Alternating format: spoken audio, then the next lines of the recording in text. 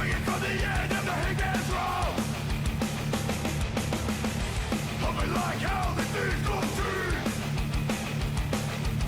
We'll make my never cross the river, sinks down below, below, below. Waiting on the reaper. Waiting on the reaper.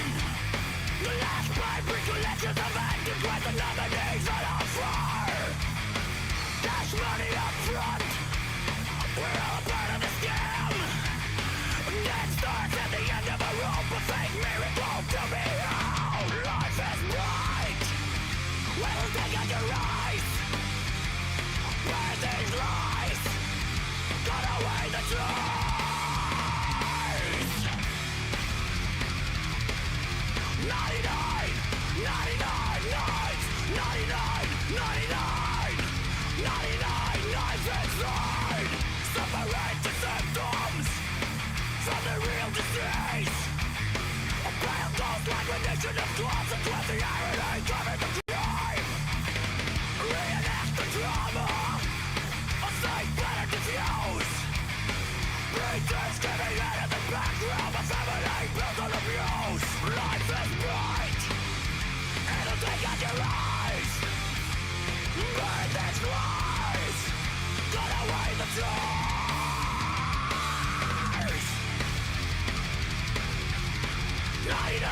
99 lives, 99, 99, 99 lives inside. Is he saying nighty night, nighty night? 99, 99. Is that how you talk to your children? Egads, what a horrible human being! Just kidding. I have no idea who this band is off the top of my head right now, to be honest. Who is this? This is The Haunted. Took me a second to jump in. Wow. He has no idea who The Haunted is. What a fucking idiot. Yeah, that's me. Fucking idiot. All right. So I was a big fat dirty failure this week. I wanted to stream with you guys every week, but I needed some time to just chill. It was my break, and I just needed some time to chill. And I had to make some decisions coming for the channel here. Very excited about them. Gonna be doing things a little bit differently. Gonna be streaming a touch less and trying to use the time to make some actual pre-recorded content for the channel, and some other things we're going to be doing different as well. So that being said, I've also I want to put more time towards being a guitarist again, instead of just coming on here and being like flap blappity bloop bleepity blap blap, and essentially just barfing all over my guitar at I've been playing terribly for you folks lately. And most of that reason is because I have no time to play. I just don't. I have no time to play. And what I used to do is I used to get all excited about new genres, and I used to immerse myself in them for a good solid month before I do any kind of a showcase. I'd learn covers, I'd learn riffs, and this and that and the other thing. I don't have that time anymore, and I've been suffering, and I'm feeling like a failure of a guitar player because I want to be better. In order to be able to do that, I have to get rid of something, and something is probably going to be Saturday streams. Are probably going to be streaming during the week. It might just be Fridays. Fridays for what could be 2 to 2.5 hours, and then it's going to be either twice a month or once a month. I'm going to do a big serious deal 3 to 4 hour, maybe 5 hour stream where we just deep dive something crazy and just hang out and do guitar hangs. A lot of people, I've talked to a lot of people about this channel, and they're like, listen, man, hey, you come on, mom's not going to be home he's going to be on about it because he's like, listen, mom's not home and he's not paying attention to me, so I'm going to throw a fit. Our cats are fixed, folks. They're not in heat in the background here. Relax. He's blind. He needs to chat. All right. So basically, I've been getting some feedback from various users and various people watching the channel saying that, listen, I love the channel, but there's just too much guitar hangs. It's too casual for me. I need something more structured. I need something shorter. Developers, in order to share our work, either they have to go through a stream and edit something that they like together, which is fine, or they have to just, why are you so loud? Or they have to get something shorter. And I have to start making some stuff that's shorter to no audience. So just so you guys, that's what I've been working on for the past couple days. Also, MLB The Show came out, and I'm fucking weak. I'm so weak. So anyways, 5 people in the house. There were 7. They're all offended. He's talking too much. Oh no. So what are we doing today? We're going to spend 3 hours with Line 6 Helix Native and 2 guitars to see how many different tones we can get inside this plugin all by itself. Okay? It's all by itself. Oh, you're going to come over here and start trouble, aren't you? You're coming over here to start shit. I know you are. I know you're coming over here to start trouble with Boris. You can't start any trouble. If you start trouble, you're going to get bounced. Laying it out for the cats. All right, you go ahead. Go ahead. He's not going to be happy. He's not going to want to share. No. I'm just going to skip this. No. I'm just going to skip the drama. The one cat wants to go visit the other cat in the windowsill, the blind cat, because it's his play buddy. Here he comes. He's very determined. He's coming back up. And he wants to visit him on the windowsill where he's sleeping, and he's not going to be happy about it because he wants to sleep. So, buddy, I don't know what you want me to do here, but this is going to be it's going to be a disaster, and you know it is. All right, so what we're doing is we're just working inside this beauty right here. There's not much to look at, and for some people that's a deterrent. We're going to be talking about why the fuck people aren't why aren't we seeing anything about this plugin? Why am I not seeing regular demos with this plugin? And we're going to talk about that today in the stream, and I think the number one reason that it comes up so often is price. And we're going to destroy that myth today on the stream. We're going to destroy that myth of it's too expensive. Okay. Is it expensive? Well, it's in the upper echelon of the most expensive plugins out there. Yeah, sure. But is that a reason to not buy it? And we're going to dissect the reasoning a little bit and why, and give you a good reason why, a good reason, a good way to think when it comes to, if you're one of those people that's out there that's like, well, it's just too much. I don't have, you know, even on sale, it's generally, I think it's about $225 US. We're going to be sure. We're going to go over all the pricing. I think it might be less expensive now. By the way, I'm not at like a Line 6 shill. I don't work for the company. I just really like this plugin, and I find it has huge value. Line 6 did gift it to me a long time ago. But that's not the point. The point here is a lot of people have given me stuff for free that's never seen the 1 minute of live stream. I love this plugin. I regularly say that if I could only use one plugin for the rest of my life, if I could only use one plugin, and someone said, we're going to give you a gajillion, or we're going to give you $10 million. So you can only use one. Wait, what? It's on sale right now. $200 right now. Okay, this is gonna be juicy today, folks. Juicy. This is gonna be a fun stream. I had no idea it was on sale. We're gonna talk about this, okay? And we're gonna talk about the gear list. We're gonna talk about everything. They haven't done. This is a little bit concerning that they didn't do an update at all for the plugin at any point that in 2025. The last update they did is 2024, and they're really good at making sure it gets an update every single year. It gets an annual update where they add gear, they add features. So that leads me to believe if they're a little behind on that update, that means it's big. To me, that means if a company that's has never missed an update. So if you buy this plugin, you're gonna not only get hundreds, I think it's like 1,000 pieces of gear or some nonsensical number. If you do pay that $200 and buy this plugin, you get free updates, not updates that cost you money, not updates that are DLC where you have to pay $29.99 for the DLC. Nope, free updates. New amps, new cabs, new pedals, new effects, all sorts of things. Let's get to the comments. Pedro, how the fuck are you? Eddie, it's so nice to see you. I'm in a jazzed mood today. I needed a couple days off to digest, just like I said, to digest some like I said, there was a bunch of, I decided to finally get to a bunch of, like, I'm gonna call it fan mail, we'll call it subscriber mail, and people that have emailed me for random stuff, random comments and compliments, negatives and positives. Recently, somebody lit me the fuck up. Well, after a few too many cocktails, and while the delivery of the substance was not exactly my favorite delivery system, I don't like when people, but I've been that person before as well. I've been that drunk person that laid into something or that, whatever.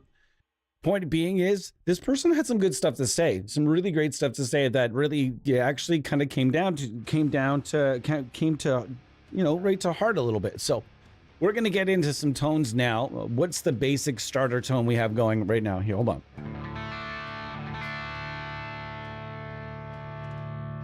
That's not sounding too bad by any means already.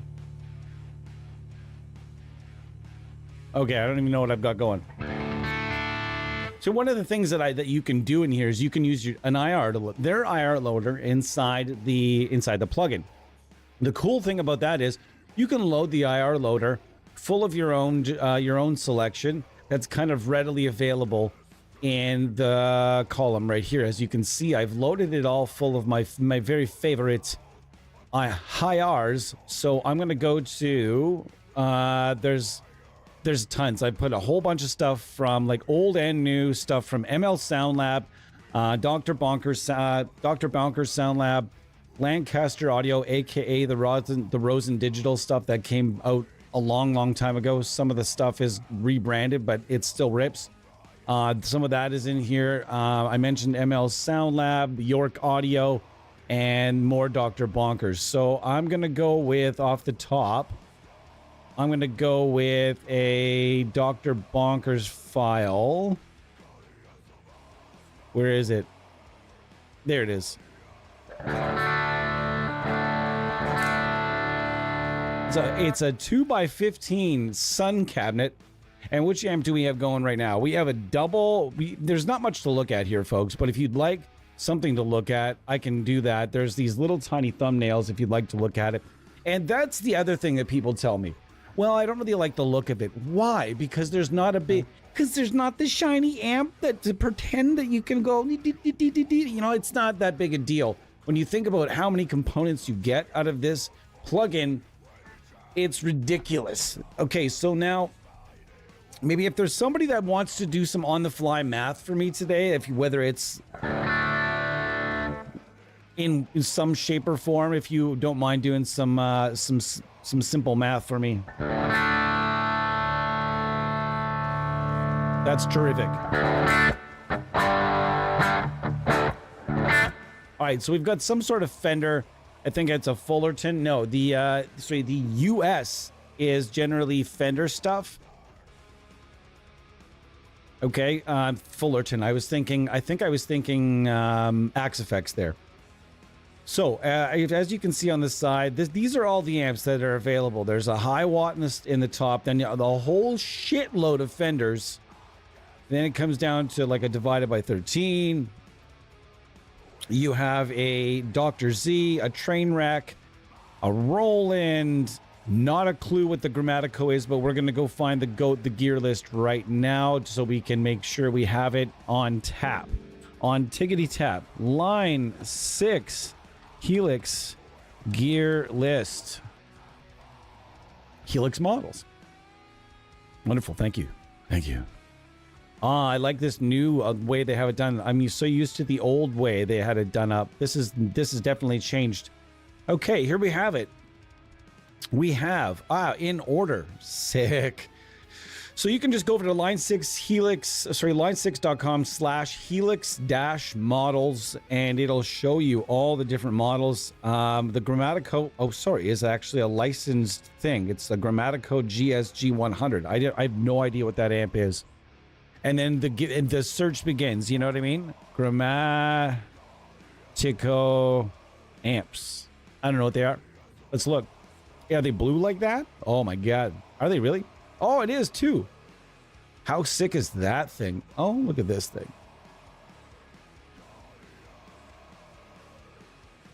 And this is our Instagram, by the way. You guys can check it out. It's the Antsim Universe. It's a bit of a different bag.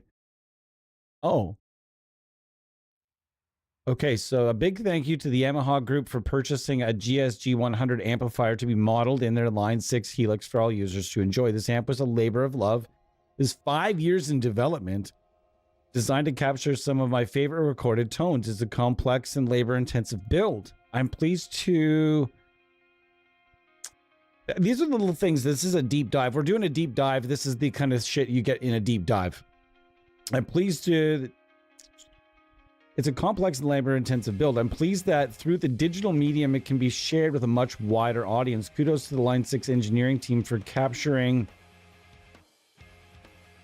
the essence of the amp. A special thanks to all my good friends who helped me along. That's really cool. See, like how awesome is that for people, right? Like how it, like, the dude like obviously was really pumped about it. He was really excited that got to happen. Cool. Amps, GSG 100. This is the kind of stuff we do, folks. You want deep dives, this is it. So this is the model they bought right here, this teal, fuzzy teal thing right here. These look like Dumble clones. I wonder what it's going to sound like. Let's go find out. So we're just deep diving Helix Native. It's $200 right now. That's regular $399. So before we get into really like playing, can we get into this? Can we get into the whole price bitching thing about and like the whole reason that it's not more popular is because of the price? I think that's fucking bullshit, and I'll tell you why. Okay.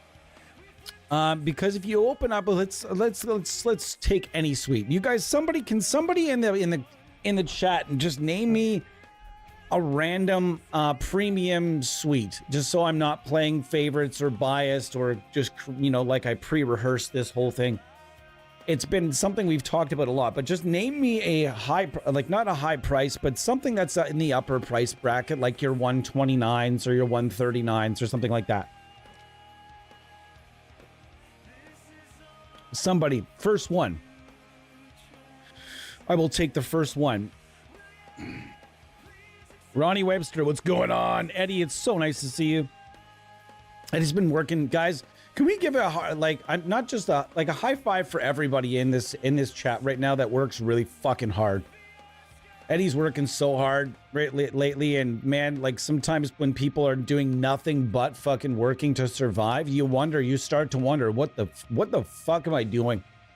That's what the life has become these days, but we got to fight against it. We got to work as hard as we can and not let it beat us, folks. Always make sure that you keep going and keep pushing, because life is getting tougher and tougher these days. But you know what? It'll even out. I'm a firm believer it'll even out eventually. Let's see it though. THU? Okay. Okay, actually the first one, yeah, $200 is insane for all this. Let's do this. Okay, can somebody do me some quick math?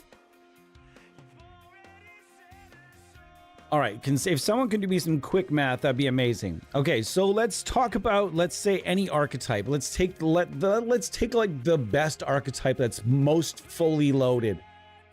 That would be like the Nolly X, right?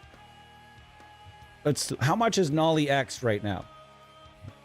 Okay, let's see. Nolly X. Archetype Nolly X is right now 135 euros. And so what is that to American dollars right now?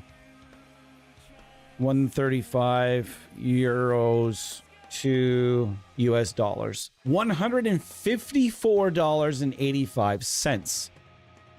$154.85. Okay. Now, let's do a component count of everything you get in the Nolly plugin. Okay, let's do this. The Nolly plugin, I believe, if I'm not mistaken, I don't have to open it, but it gives you 4 drive pedals. Okay, so that's 4. You get 4 amps, 4 single channel amps. And that's important to remember here, because the amps you're getting inside Line 6 Helix Native are often single channel amps. Or they give you each amp that you see is a single, usually represents a single channel of an amp. Okay, excuse me, it usually represents a single channel of an amp. Okay, so that's just that's easy. Now these are really easy to compare now. So we have 8 components so far. How many cabinets? We got 4 cabinets. Okay, so that's, so far we have 12. That's 4 pedals, 4 amps, sorry, 4 single channels of amps, 4 cabinets. You get a handful of microphones. Okay, is someone ready to do the simple math? And then you get, there are 2 pedals in the post effects section. That is a total of, I believe, 14 components. If you're including mics, let's round it up to 20. Let's round it up and say you're getting 20 components, because I honestly do consider microphones to be components that you're getting, because a lot of work goes into putting each one of those microphones into a plugin. So each one of those microphones is definitely was something I would consider a component. And some people might think that's cheap. We're not going to count the microphones. Fine, let's not count the microphones just to be safe, because we could be let's not count them. So we're not going to count microphones as components, even though I normally might consider to do it because a lot of work it goes into it, but let's not. All right, so let's just round up and say 15 components, okay? Can somebody tell me right now,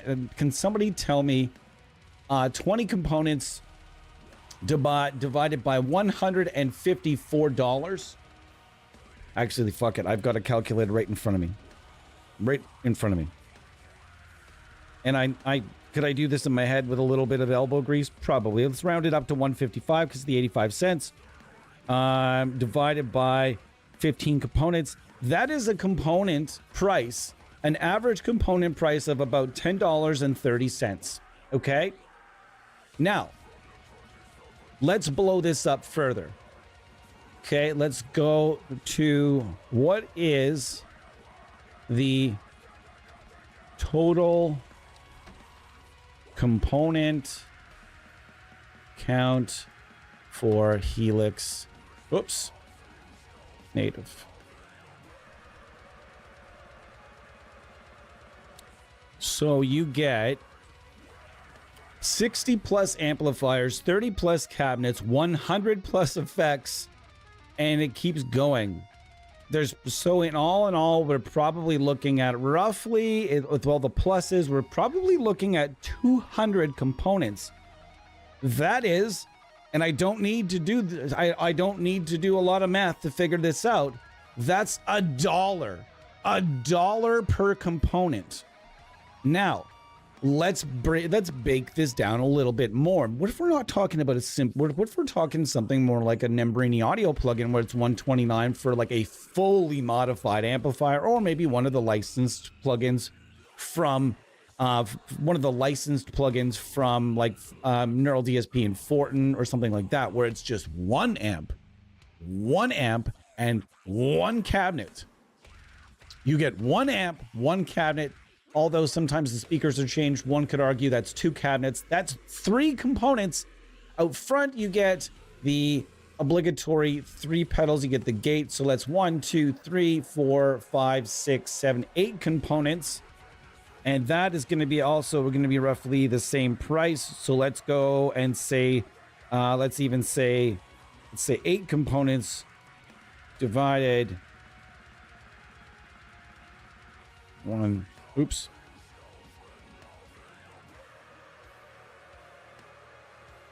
And that is around $20 per component, close to $20 per component.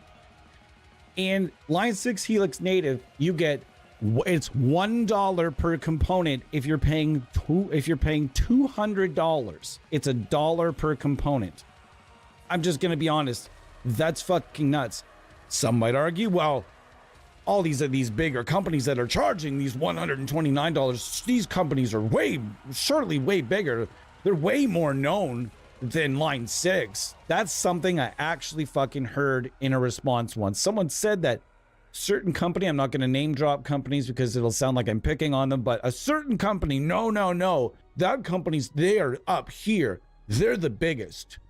Guys, when you, like, Line 6 is owned by Yamaha. Line 6 certainly didn't invent modeling, but Line 6, they came out with the pod, brother. And that was like the first, almost like the first plug-in kind of thing for a lot of us, because you could just plug it right into your computer. It was sitting right there all the time. Didn't need any amps or cabs or anything like that. It was fucking insane. These guys have been doing modeling for a really fucking long time. So I wanted to get through this big long intro. So if you're watching this back, I'll note in the comments if you want to get through all the chit chat. It's easy to do so. Let's check out the Grammatico. What's this thing actually sound like?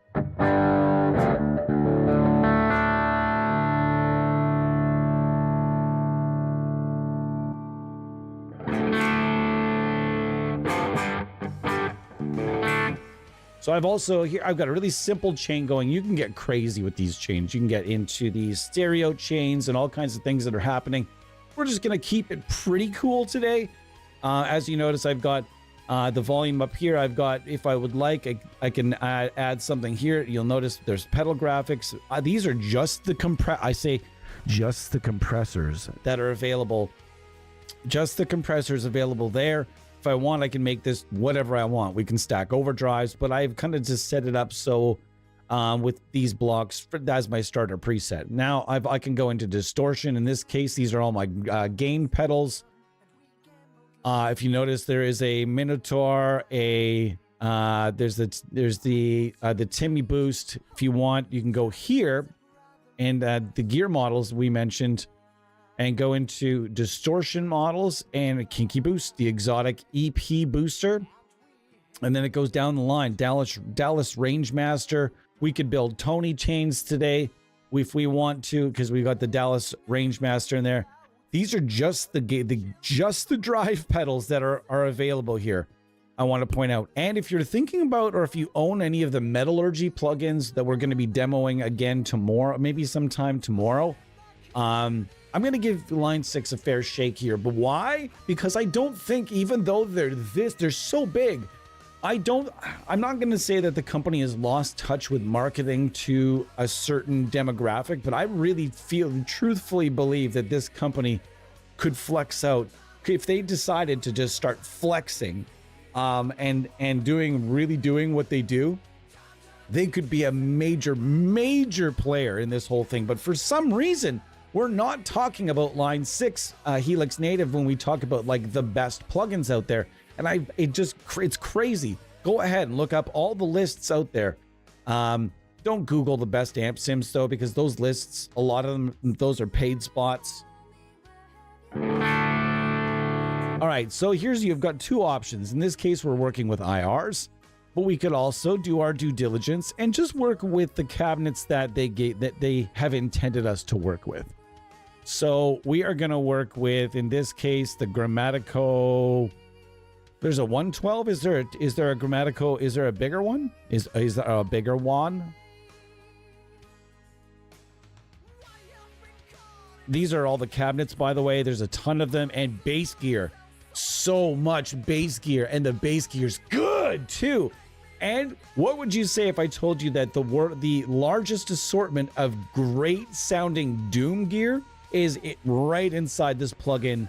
It's right here. This plugin right here has incredible sounding Doom gear involved. Now we're going to use we're just going to use this right here. We could use, it's the single. We're going to go dual, and we can blend in this case. You'll notice here, I can choose whatever I want. I've got two Mandarin cabs now, and I can choose the same cabinet and use just two mics on one cabinet. They have really gone a long way over the last while because originally their cabinet selection was very poor. Very, very poor. I didn't like it very much, and people used to make fun of it and being like it was literally one of the worst sounding cabinet sections you could ever imagine. It sounded awful. In this case, it doesn't sound awful, and we're going to have some fun. And you can get 3D with it, no problem.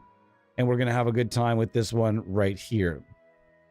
Okay, so this is Orange Cabinet Grammatico amp. Haven't even touched the amp yet.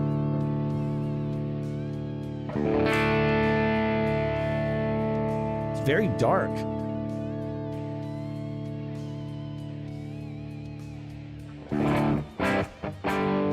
I'm going to turn off the reverb. The delay is currently just fine. We're going to leave that where it is. I'm not saying I think that it's the best cabinet section ever here, but they've gone to great lengths to upgrade it. I'm going to get to the comments in a second, by the way. That's another thing, guys, that I wanted to talk to you guys about a little bit.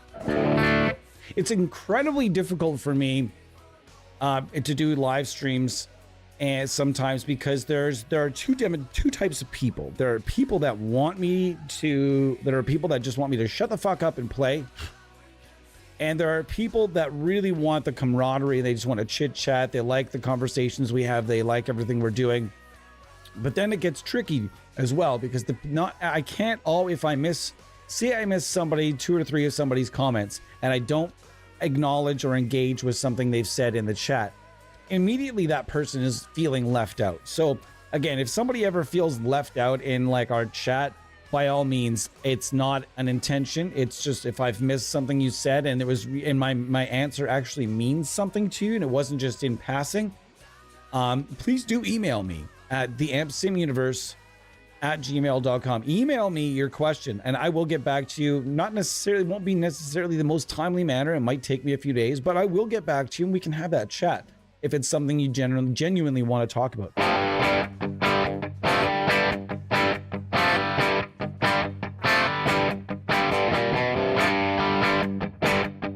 This is starting to sound really good.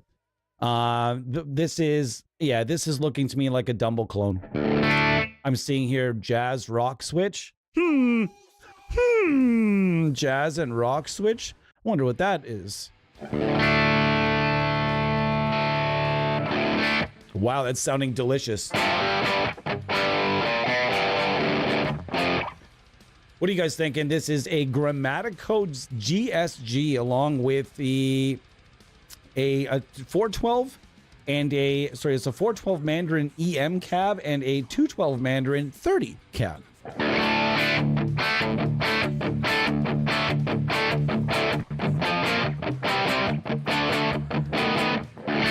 But you know, if Neural DSP put out Quad Cortex Native tomorrow, people would be losing their shit. And you would be all you'd see for the next 6 years in content if somebody did that. It's already here, and there's something like that already exists. And I've seen people like pining for something like that, and I myself would use the shit out of something like a Quad Cortex Native, but this right here is pretty awesome. I mean, Dean Lamb used one thing. I don't think he talked it up all that often, but Dean Lamb was using the Helix. The Helix, what's the amp model? It's something, what is it? It's the Line 6 Badonk. That's it. Is it in here? There it is. The Line 6 Badonk. We're getting there, and we're going to see how much this LTD EC1000 can do for us today. It's, by the way, loaded with Z Labs. Just a set of custom Z Labs pickups. It's a ceramic, I think it's a ceramic 8. I'm not 100% sure. And it's a ceramic and an Alnico. I really don't know the specs on this set anymore. This is sounding pretty nice. I don't know about you guys. What are you guys thinking? How you feeling on the tone?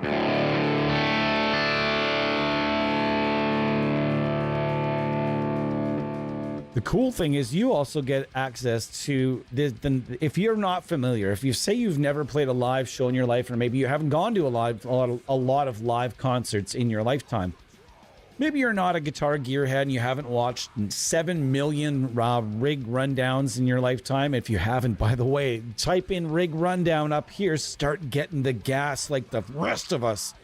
Don't be an outsider. You're not better than us. We all lust for things we can't own or eventually make poor decisions and buy things that we shouldn't have. That's part of watching Rig Rundown. And one thing you'll see a lot at live shows, if you've been going to a lot or playing a lot for a long time, is that 4-button Line 6 delay unit. And I think it's called the Line 6. Is it the DD4? I can't remember. Either way, this thing is amazing. It's super versatile. I had one in my live rig for 4 or 5 years or something. It was way overkill but I would find reasons to use it in all sorts of, and that's the thing, is when you have something like that, sometimes it becomes about shoehorning it. I remember a bandmate of mine saying, well, you just want to use that pedal in every song. I'm like, yeah, but why is that a bad thing? If I'm trying to find subtle ways to do it, if you're finding, I'm sure that Wes Borland did the same thing, always trying to put as many effects. Korn, again, another band, lots of different bands out there that use a ton of effects that try to just, I'm sorry, is there a calm moment? Is there a moment where the song is simply a little bit too vanilla? Well, we can't have that, so we need to put in lots of effects, and this was really good. One of the best delay units I ever had.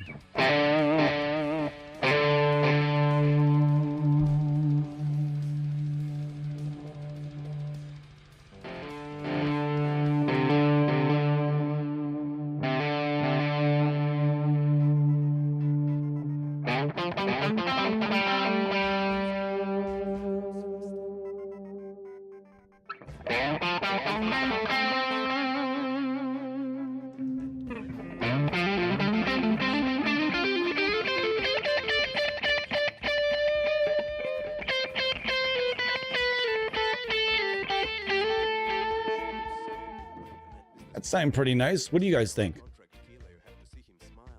No idea. No idea. Whoops. I really just need to take this off because I was just not skipping it. All right, let's see what we got. 13 people in the house. Hi, my name is Tyler. Welcome to the stream. Very nice to see you. I didn't expect that many people on a random Wednesday. How have you all been? So yeah, I went over some subscriber mail this weekend. I'm definitely trying to take some of the suggestions to putting it in, kind of trying to apply some solutions to some things, because I also, you don't always notice when you're getting a little bit off the rails until someone's like, hey buddy, you're and then you have to kind of take a step back and you're like, oh shit like sometimes you don't notice that when things are slowly going a little bit off the rails, even when the train's in the ditch riding along and you're just like, yeah man, things are fine, I'm good, how about you? So thanks to anybody that's honestly that enjoys our content enough that they'll reach out and tell me, hey, yo, you're slipping a little bit, boss. Get your shit together. This thing sounds awesome.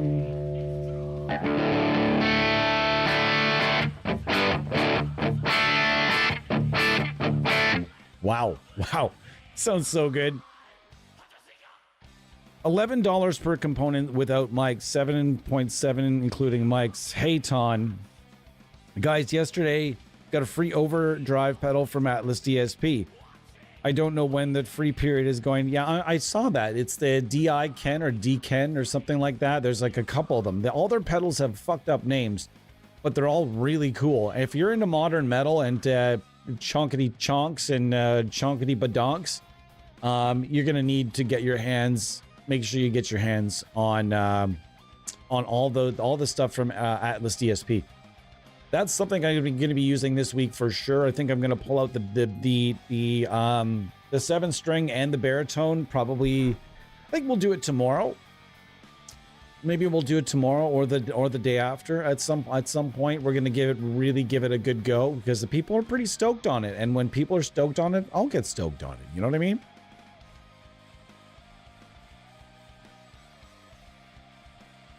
Nah, man, Ton, that's the thing that sucks about Line 6 Helix Native. They still want people to buy Pod Farm if they want the old pod sounds, which is so stupid, because like nobody wants to buy Pod Farm and all the features in Pod Farm are useless. They're all out of date. You want to make people really happy, and then just put merge Pod Farm into Helix Native and discontinue Pod Farm. It's time. It's only been out for like 27 fucking years. You know, it's time. It is time for it to go. I don't care who says it. It's time. It's time to go. And that's it. That's all there is to it. We're going to be after some Doom tones in this today as well, even though I'm not really tuned in Doomerific. All right, so we're going to move along from the Grammatico. And for, so what do you guys want? You guys tell me. Where are we going? We're going to stick with rock for a bit from now. I want to know. Okay, so there's a cartographer cabinets. Where's just an average ass Marshall? You know, I'm just going to use. We're going to use, because I want to check out some of the amps. We're going to check out the amps first, and then find an amp we really like. And the winner of the amp section, we're gonna take a vote. The best amp. Okay, the best amp will get the thing in the second half. They get the best amp from the first half. Okay, deal? Deal. All right. All right, so the only thing I can complain about, like, I don't like the selection window for, like, look at all this extra room. Give me more. Give me more space to select my IR. You know, like, this is kind of just doing it with the mouse wheel or dragging. I mean, it's fast. All right, let's see. We're going to find an amp now. Next amp, anything you guys, if you guys have anything you'd like to hear, let me know. In the meantime, I think I'm gonna go with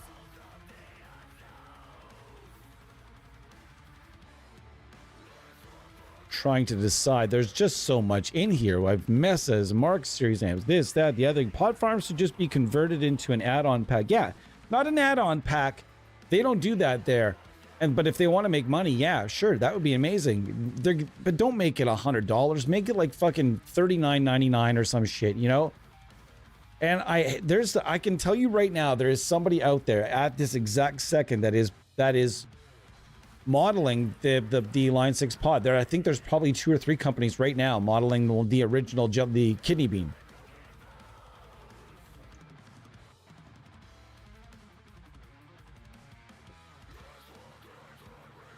Yeah, they have. Yeah, you want that's finally somebody with an idea. Let's try the Rev. We're gonna go after some high gain. Do you want purple or red? You want the purple or the red? It's gonna be a 3-hour stream today, guys. 3 hours, so buckle up. And if you're not able to stay for all of it, I don't fucking blame you, because it's me. Who cares? I won't. I honestly, like, however long you can stay for is always appreciated, folks. Ouch. Something bumped my ears, bugging me.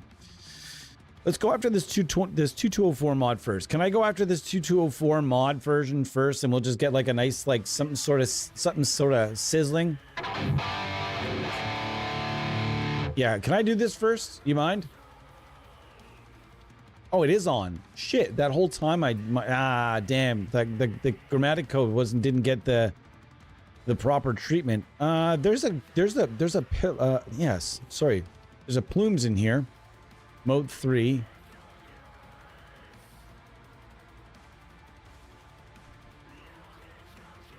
Interesting.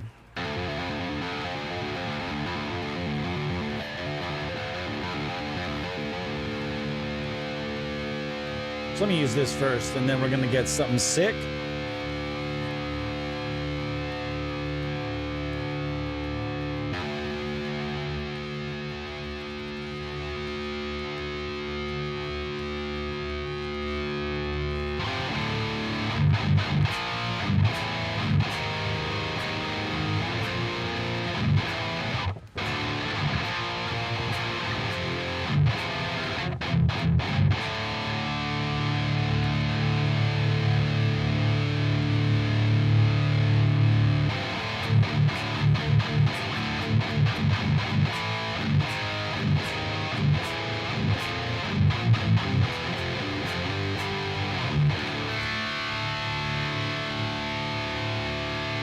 One thing about this channel is we are not, nor will we ever be just a metal channel.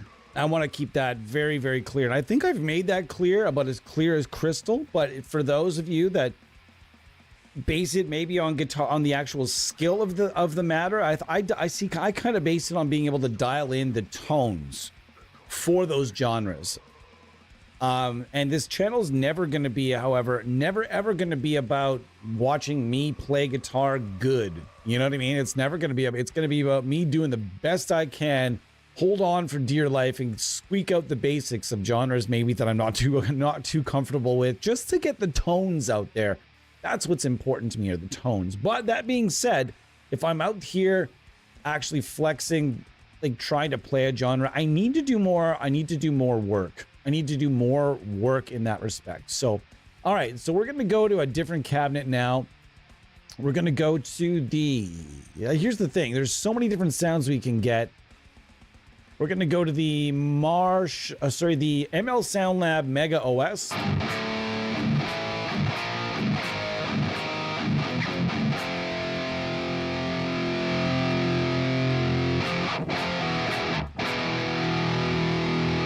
You wanna go up there, buddy? Come on. You wanna go up? Oh. Had to be I had to be the elevator again.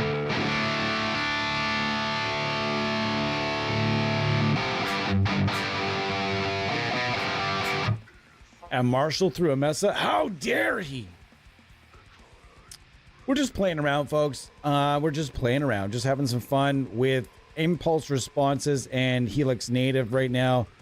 We're gonna build some chains as we go, maybe throw in some pedals, maybe throw in some fuzz. I don't know, maybe the third hour if we go that long, maybe the third hour, we'll have some sort of, maybe I'll pull out a Strat or a Telly or something. We'll see. We'll see. We'll see.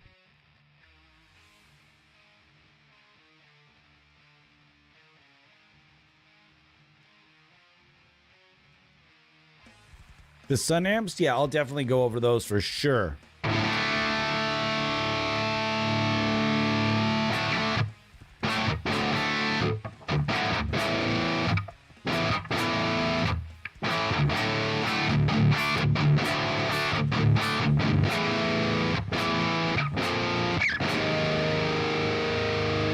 See you later, Ronnie. Cheers, dude. Appreciate you. I actually don't even know how long today it's going to be. It's usually I just go on how it feels, like how the vibe is, how the room is. Am I still having fun? Because if I'm not having fun, there's no fucking way you guys are having fun. You know what I mean? So anyways, I'm using the Marshall Line 6, Line 6 2204 modded. We are going to go after, as requested, the Rev amps. We'll start with Poiple, and we'll just kind of cruise. I'm going to go with, we're going to go with my own personal favorite IR, which I did neatly pack for this occasion. Here it is.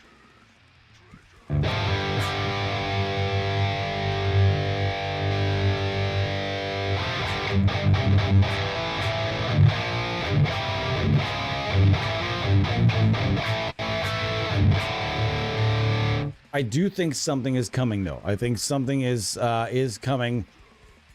I don't know what it is. I think something is going to happen. I don't know what's happening from Line 6, but it'd be cool, pretty cool if it was something on. It sounds silly, but it's cool if it's something awesome. You know, I would like it if it was something awesome.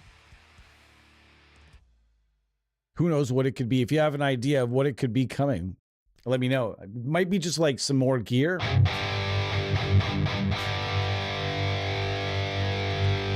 That sounds terrific. It sounds terrific. We're gonna do a high cut. We're gonna do a low cut around, just like a light low cut somewhere around 60.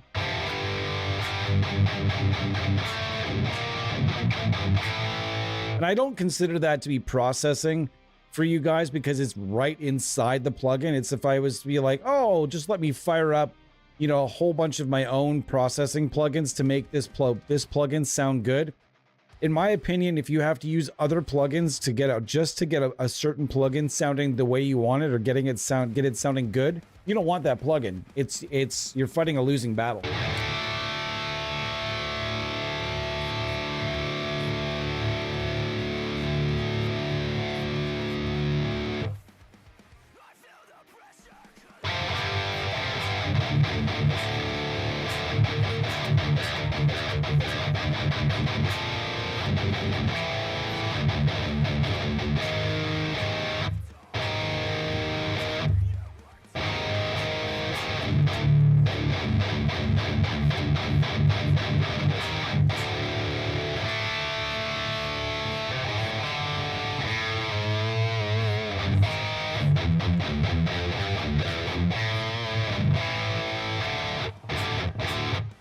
Sounding pretty good.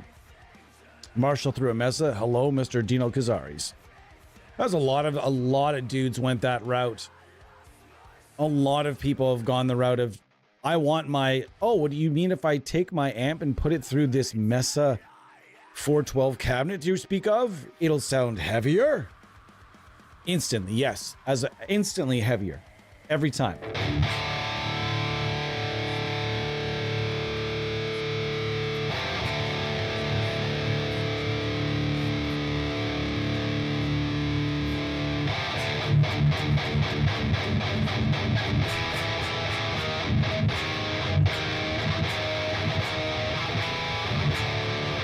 It's sounding pretty good. I'm not sure about you guys. Let me know what you think.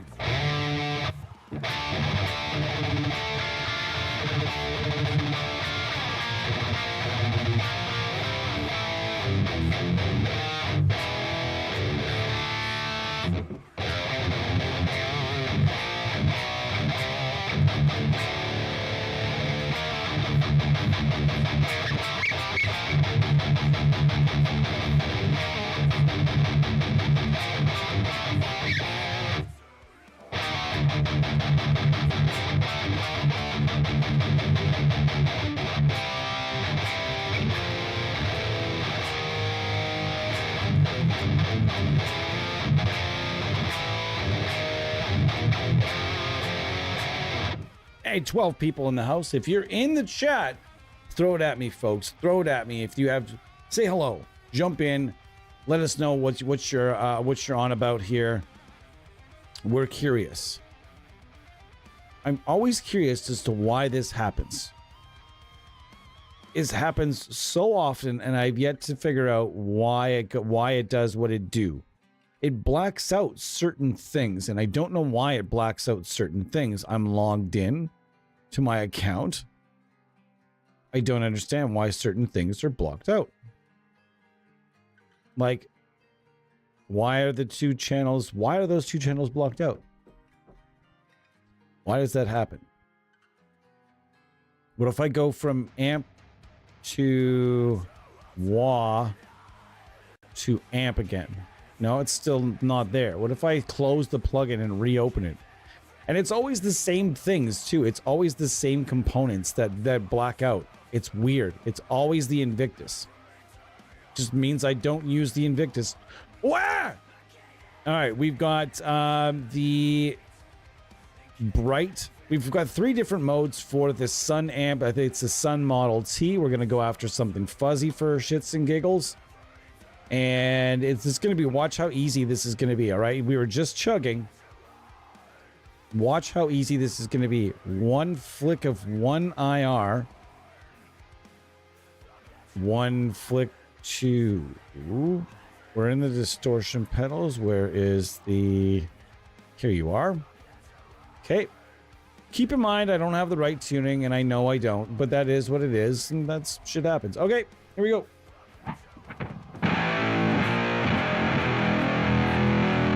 All right, so this is basically just Doom in a box. I don't know how to set this pedal up effectively like certain Doom bands do.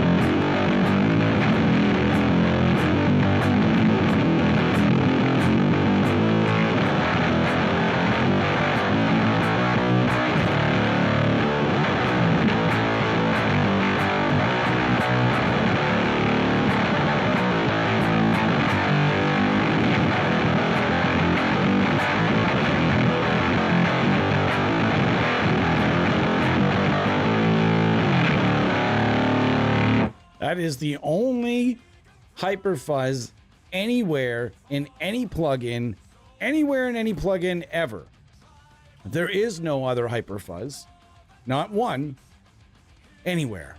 This is the only one, the only good sounding one that I've ever tried. This one, and of course the one that they put in their Line 6 Doom plugin, which is the same pedal, same code, same everything about it.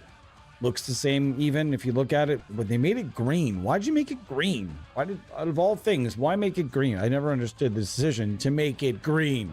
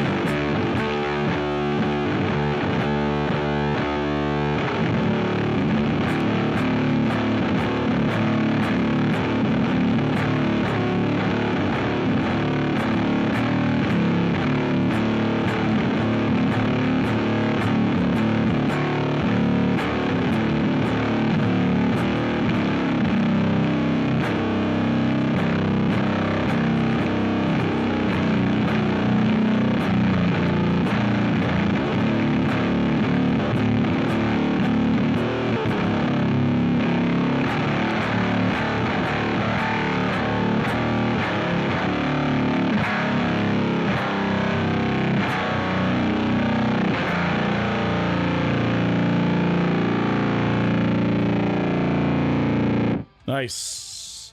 10 people in the house. What's going on? My name is Tyler. Welcome. So yeah, I'm only going to be doing, I think, one stream a week, unless extra time presents itself. I'm just not one of those people that feels comfortable sitting there practicing guitar in a stream. Nobody wants to listen to that, unless I'm some sort of absolute god, you know. Unless, like, I mean, if I don't know, Dave Davidson posted and said he was going to do live streams that just like I'm not going to talk. I'm literally just practicing guitar. Not even talking, not answering questions. I'm just practicing guitar. Nobody wants to see that. Not me do that. People would love to see him do that. So, you know what I mean? I would pay a pay-per-view per month fee to watch somebody like that play guitar. But I'm not one of those people. You're going to be hearing the wrong notes all over the place.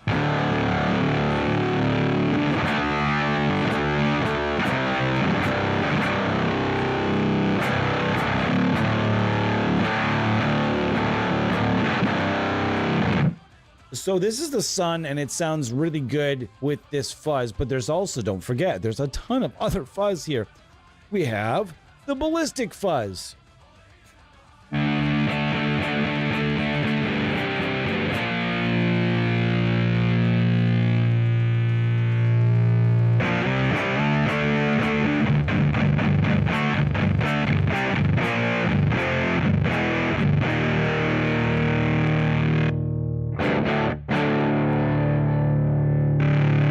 All right, ballistic fuzz, industrial fuzz.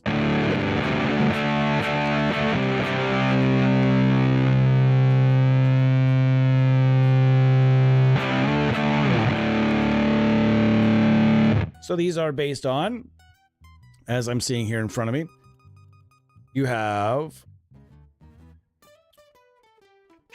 making sure there's none that I missed. I didn't miss it. Ah, here we are. Wow, we have a Roland, sorry, nope, that's not a fuzz. We have a Big Muff Pie. We have a Vox Tone Bender, an Arbiter a Fuzz Face, a Maestro Fuzz Tone, we have a Proco Rat, which is always nice to have around.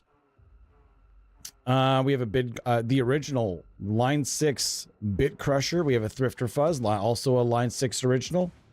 Garbages, literally, the band Garbage, their modified Buzz, oh my god, their modified Boss FC2. That's interesting. I didn't know that it belonged to Garbage. I didn't know that Garbage used a Hyperfuzz. I had no idea. A Tycho Bray, is it Tycho Bra or Bray? It looks like Bray. Tycho Bray Octavia, a Zvex Fuzz Factory. Wow, what's she saying there was your name? A Euthymia. ICBM Fuzz, and we have a Russian Big Mouth, another Electro Harmonics, a Jordan Boss Tone Fuzz, another Arbiter Fuzz Face, and of course the Swedish favorite, the HM2. Then we also have to go up here, and the Earthquaker Devices Life Pedal Distortion and Boost Side. These two things are incredible pedals. And I actually want to lay into that next. So if you're going over the gear, always have this handy so you figure out what you want to use first. Say I'm not sure. Is there even a free trial for this thing? So I'm going to go over the distortion side of this. This might be the best fuzz in this whole thing.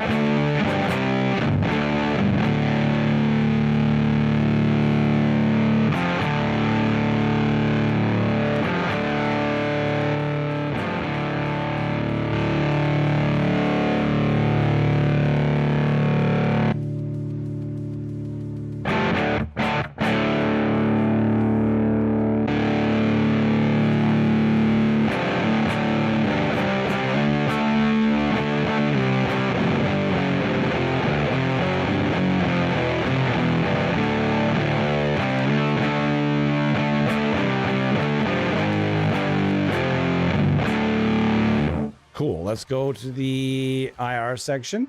Let's load up the Tony Iommi cabinet from ML Sound Lab.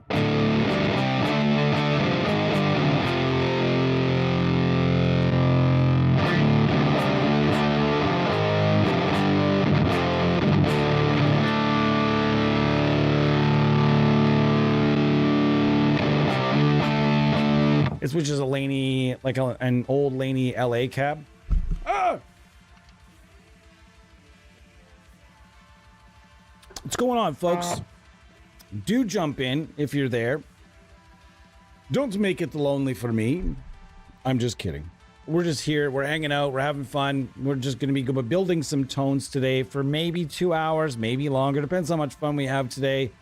So far, so good. I'm having a pretty damn good time. Threatening myself with a good time here.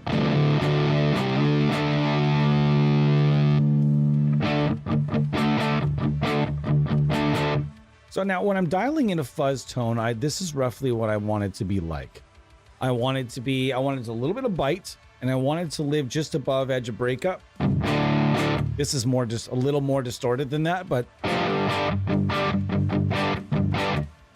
I never want to put fuzz on just a straight up clean tone. I don't feel it gives it the teeth that it needs. And in this case, we want to give it lots of teeth.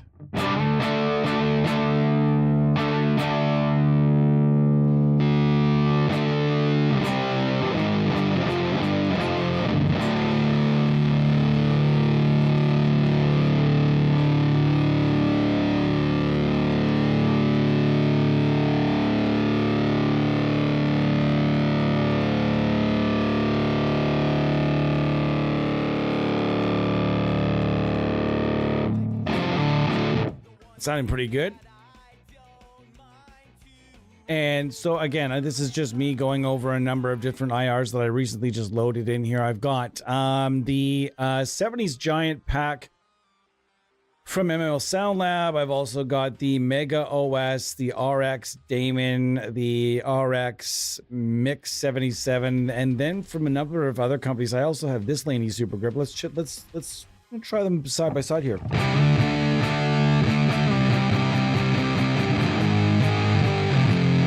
That sounds good.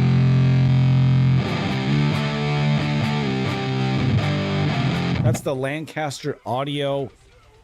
The Lancaster Audio Lane Supergroup 2 and 1, 2, and 3 files. I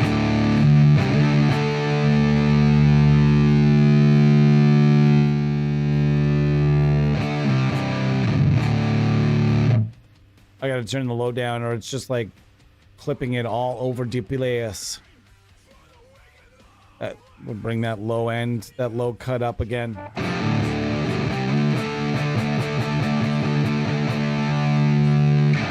It's when I just let things like ring out. It's like not having anything. No, not having that.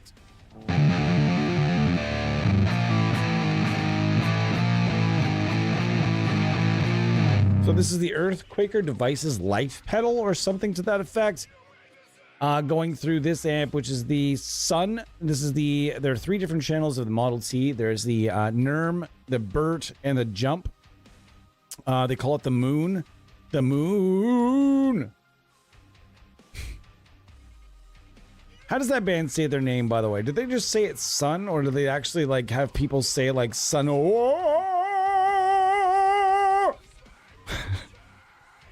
That's to me. That band is interesting, man. They've got cool guitar tone, but that's like all it is, though. It's just 2 dudes on stage, just letting stuff ring out really fucking loud. That's cool. If that's your bag, if that's what makes you happy, you do you. You know what I mean? There are a lot of bands that make me happy that do not make other people happy. Here again, I'm missing the PV amps, and now the revs are missing. I was just using the rev. What is happening here? There's got to be a rhyme or reason why this happens. I have to look it up. I am really gonna put something in. We're gonna go to the badonk and make some metal sounds. All right, we're gonna go to the badonk and make some metal sounds. I'm gonna go over here and figure out which pedal I'd like to use. We're just gonna go simple scream 808. All right, and these are gonna be in pedestrian levels. All right, let's see what we got. That's not the cabinet I want at all. So we're gonna play around with some different stuff. I'm gonna get a tone dialed in. See, this is where it helps having an IR that you really like. that you're really familiar with, because then you can just dial it in with that IR first, so you know that the tone is what you want, and then you can kind of explore.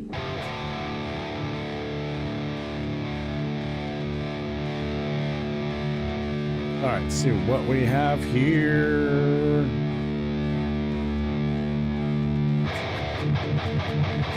It's a line 6 Badonk, and I've always loved this amp. I'm not gonna lie to you. This has always been one of my favorites.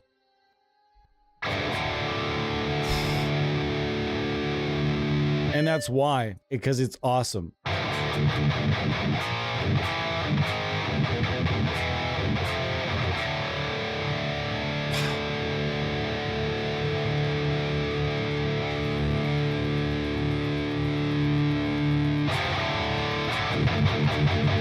Holy cow, that sounds awesome.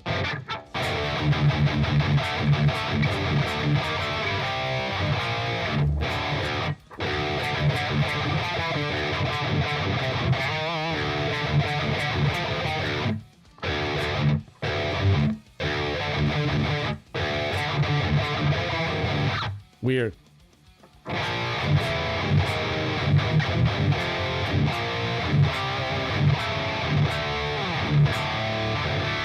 Wow, the Badonk still sounds so good. It still sounds so good, dude. I generally set this one up similar to the way I would set up a 5150, but the low end is a little aggressive, so I would watch trying to do exactly that. It also likes being scooped a little bit, and that low end's got to stay controlled though.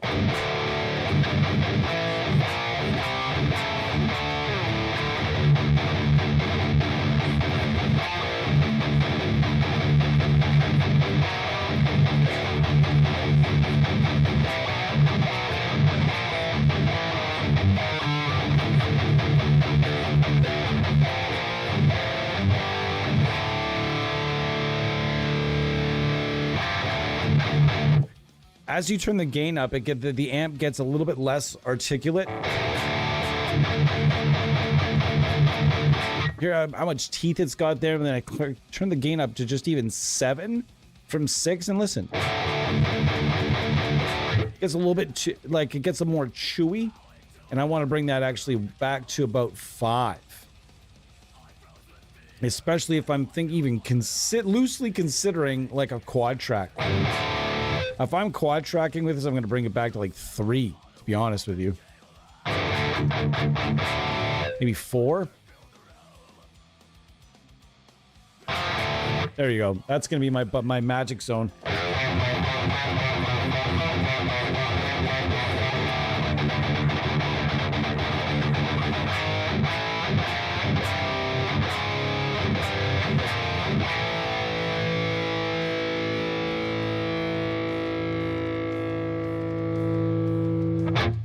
Wowzers. This sounds Gouda.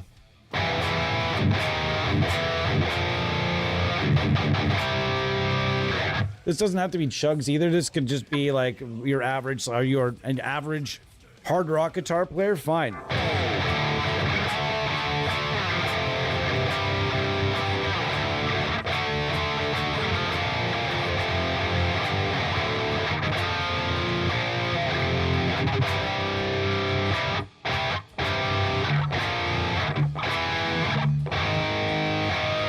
Wow, that sounds so good, dude.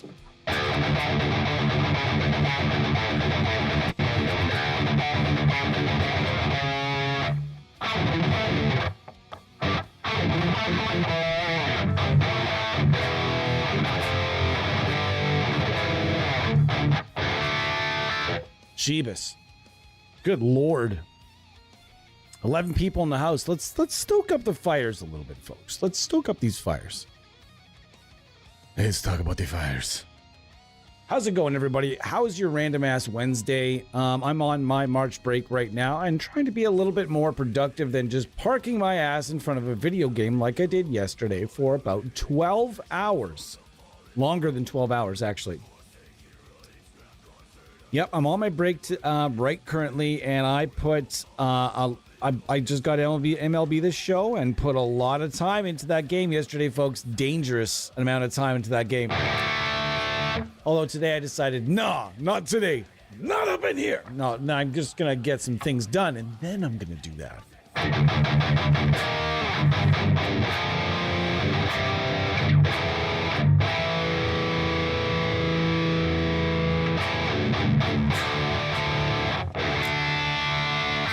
It's sounding just delicious. And you guys, if there's anything in here you'd like to see, that as far as pedals go, there are a lot of them. As far as just boosts, lots of distortion and other things. There's some bass in here. I think they should have the bass products separated. Maybe let's try the Stupor OD set up a bit like a Tube Screamer.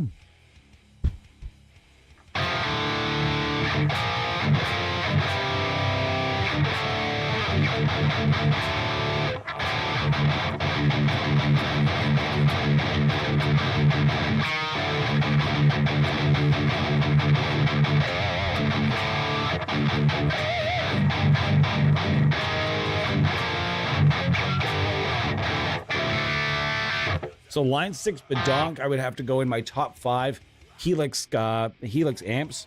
If you're curious as to what my top 5 would be, let's go through them. The line 6 Badonk definitely makes that list. Numero uno.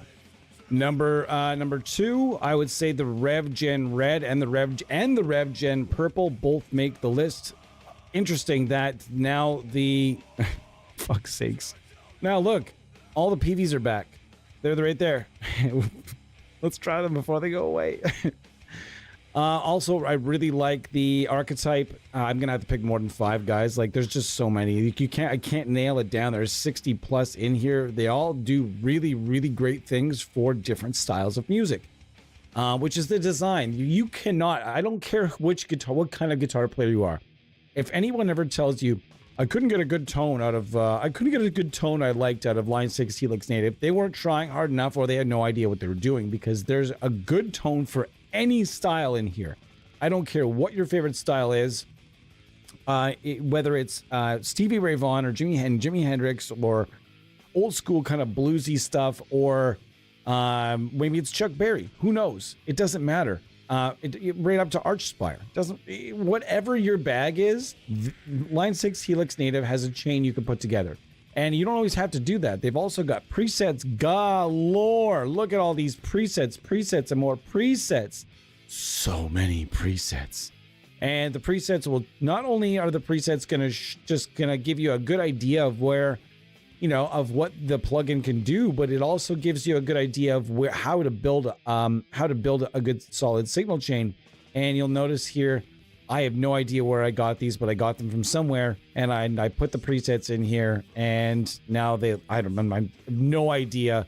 There's some of these that are from, you can import presets from, there's so many Helix Native presets available online. Like, you can go on here and just type in Helix presets.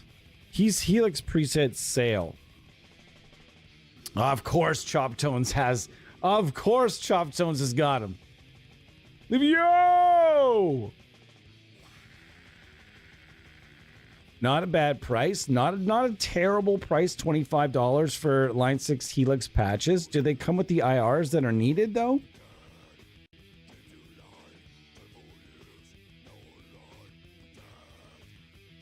Nah, it's $25.99 is not a bad price. Some of the stuff at Chop Tones is expensive, but this dude makes a living off of nothing but profiles and profiles, captures, and IRs. He has them for literally, like, this guy probably has presets or some sort of capture or profile for, like, your old Nokia phone. That'll be fine.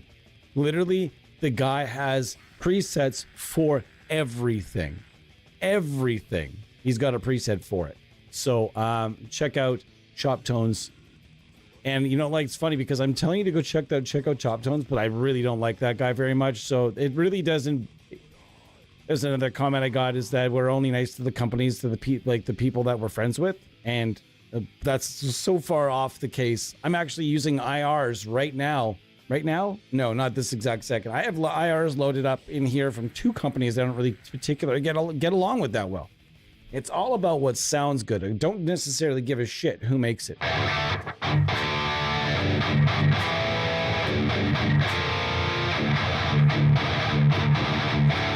Wow, this sounds terrific.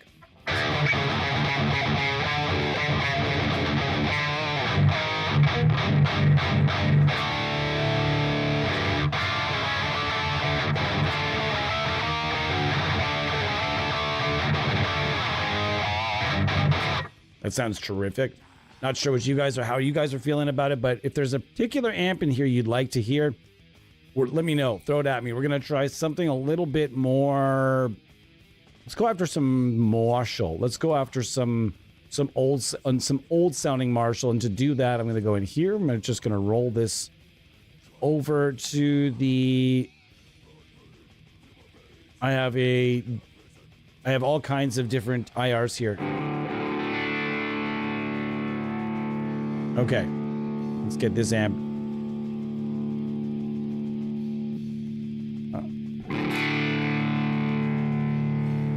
It sounded pretty good on its own right at the moment.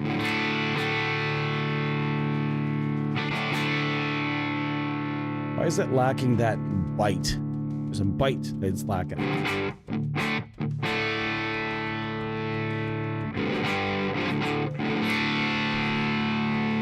Doesn't quite have this snap of the one JTM 45 that I ever actually tried hands-on in my entire life. So I have such a lavish amount of experience to be able to talk about it, right?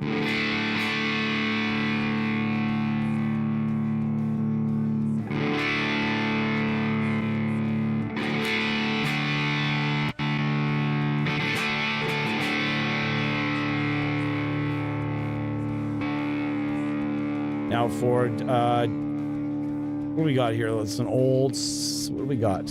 Something old. Let's go with something a little bit classier. A Minotaur.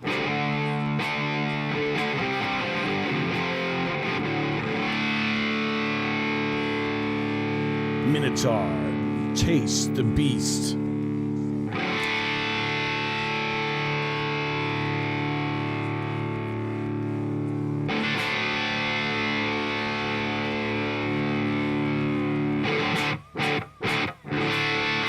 That sounded pretty good.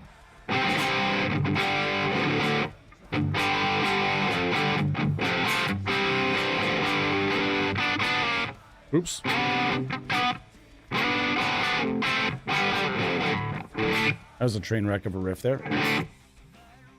Wow, we haven't, we're not getting, not a lot of chatter here, folks, today. What's going on? The lurkers are here today, and that's okay. We love you, lurkers, and if you feel like just lurking and listening to some tones, that's fine as well. Gonna hang out today with you guys for another little while.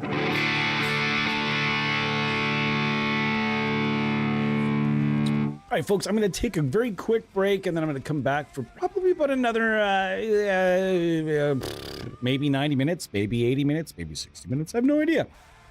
However long you guys want to listen to some of these tones, let me know. If you want me to go through some presets, let me know. You know what I mean? Let me know these things. And the reason that I say it's cool to have these, I can hear some people like, why do I need this list of IRs in the side? Why do I need these when I have my own? Like, I could just, like, can I not just load some things into the IR loader? And the answer is no, you can't. I don't think you can.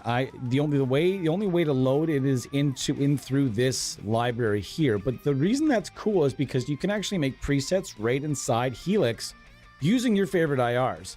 You don't have to use their cabinets at all. They're very flexible. They give you a pretty nice loader, to be honest. I think it could probably be a little bit more friendlier somehow, maybe I don't know. But either way, you load it all up into here, and they give you, I think it's like 128 spots is what they give you, which is nice. And there's literally nothing. I've never needed anything more. And if you find that you're using some stuff and never using other stuff, get it out. Some people don't even have 128 IRs. I have substantially more than 128 IRs. But if you do have Most people's favorites file folders are rolling around, you know, a couple hundred files. So you could load most of your favorites folder right in here. I have not all of my favorites, but I have also decided to load up a bunch of other companies that I want to use more. That's another thing. If you want to say there's an IR pack you've really been loving, load up the IR pack in here and then just demo the IR pack through a bunch of different, audition it through a bunch of different amps. And it's a lot of fun. So anyways, if you're here in the chat, thank you for being here. I'm going to take a quick break. Please do though, reach out, and if it's a slow one, it's a good chat. It's a good time for new people to reach out. You might even win something. You never know. You might win something for being brand new to the chat. And if maybe you're at work just listening to this, I'm sorry for so much swearing. That was the other thing I mentioned, is that, hey, you shouldn't swear so much, because I kind of like watching you at work, but if you swear too much, and I can't do that. And it also puts me in that algorithm too as well. That's the other thing. Like sometimes it's the way I talk. I don't know. You know, I don't really, it's a no filter kind of place, but we still have a filter. I don't know. Anyways, thank you so much. Like and subscribe if we're entertaining you. And if hopefully you'll stick around for the second half of the stream. And the second half, I'm going to stick with this guitar because we're trying to find all sorts of different tones, whether it be metal or whether it be anything else. We're after it. So if there's something that you'd like me, whether it's country or jazz, I don't really play jazz at all that well, but give me some time on that one. But really almost any style of guitar, if there's something I can do about it, I'm going to try it for you right in here. Okay? Thanks for being here again. And while I'm on my break, check out the line6.com/helix-models. And if there's something in here, whether it's under EQ, dynamics, reverb, modulation, delay, pitch, synth, filter, wah, everything else, let us know. They also let you know exactly which mics are in here and everything else. So let me know if there's something in here, or a particular combination of things, even if you want to get crazy up in here. A combination of things, if you'd like to hear them. I'm all in today. I'm all in. Why? Because, well, I love plugins, and I love talking plugins with you guys. Give me 2 or 3, guys. Thanks for being here.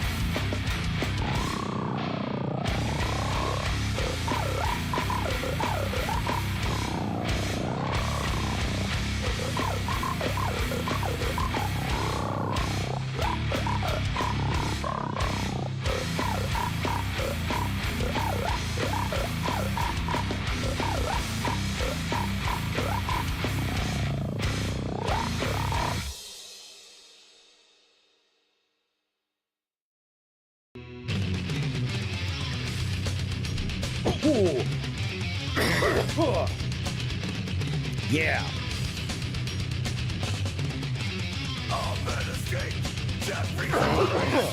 Excuse me. I seem to have caught a cough somehow. No idea how that happens. You want to hear the rollings out of all those amps? Sure. We can do that in a minute. Excuse me. Actually, you know what? I was looking for something to be the platform for a big effects laden excuse me. Oops. All right, let's go with find a,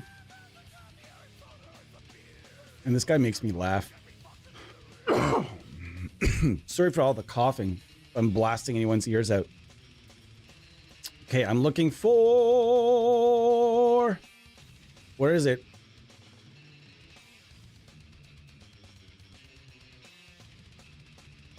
Where is it? Looking, there it is. Okay, we've got a matchless cabinet and a Roland amp, and we're gonna turn this off, and we're gonna get creative with some sort of modulation. What do we got going? We have a tremolo right now. We don't really need that. What do we else we got? What's something else that's crazy here? There's so much stuff I've never ever used. What are these? Whoa, they've got straight up Leslie's in here? Excuse me. Wow. I feel it's not, I'd say it's embarrassing, but it is what it is. These streams are fueled certain ways. Otherwise, I don't think I could do the streams. It's like, why can't you stream in a non-enhanced certain scenario? It's like, because it's really difficult. All right, let's try Univibe. I have no idea what this is going to sound like. Let's just get right into it.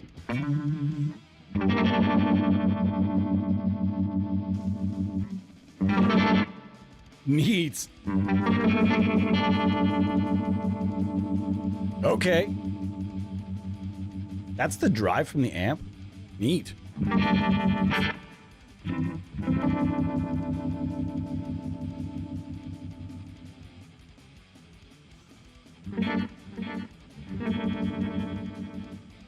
Weird. You could do some crazy things with delay. Let's try reverse delay on this as well. Why not? Why wouldn't we do that?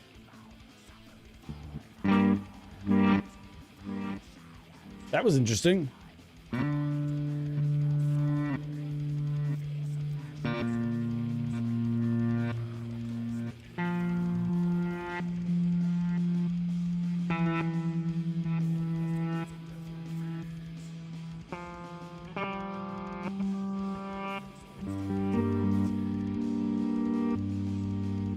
Very interesting. There's just so much you could do in here. It's just a nonsensical. What is any of? What is these? What is these? What is any of this stuff? The fuck is a tessellator?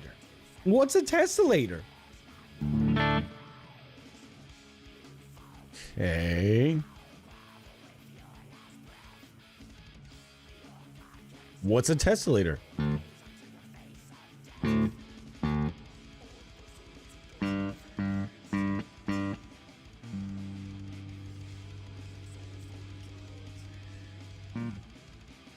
Mike, I'm confused.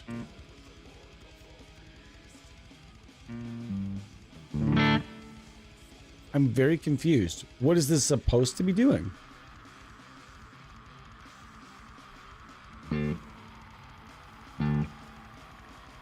I have the Tesla. Hold on. That one works.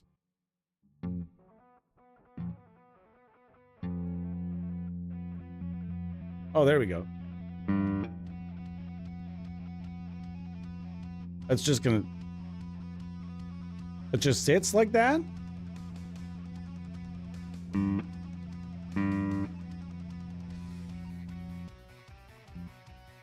What? I'm very confused. Is this thing having a fucking... Is this thing having a fucking stroke right now? I got in trouble for saying that once. It's like, hey, that's a sensitive topic. My father had a stroke, and I apologize for things like that, but nonetheless, it's just a term. You have to explain things like that these days. I never intend to offend any human being on this channel. Ever.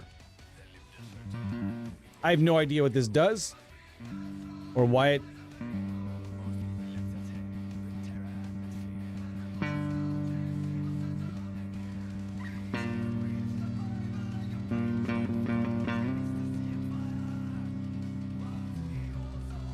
I see what's going on.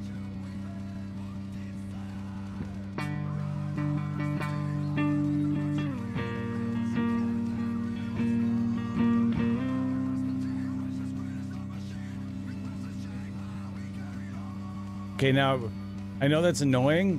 Maybe is there a mix? Is there a level here? Okay, hold on. I have an idea. So we're in the money here. Now let's find a different effect for out front. This is all in modulation, which seems to be pretty much all like how many fucking flangers do you need? It's crazy how many flangers that they have. Most companies give you, if anything, one flanger. Never mind like 10 of them. Like it's just insane how much gear's in here. I'm taken aback by how much stuff they've put in here. It's crazy. All right, let's go. This is a flanger I'm very familiar with.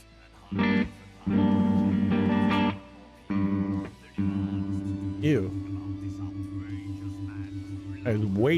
That's way too fast. It's more smooth out there.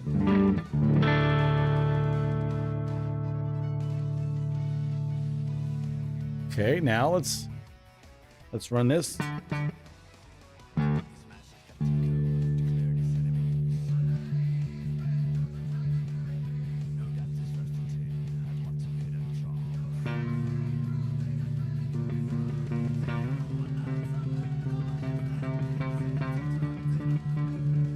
I have no idea what this thing is supposed to do, and I'm done playing with it.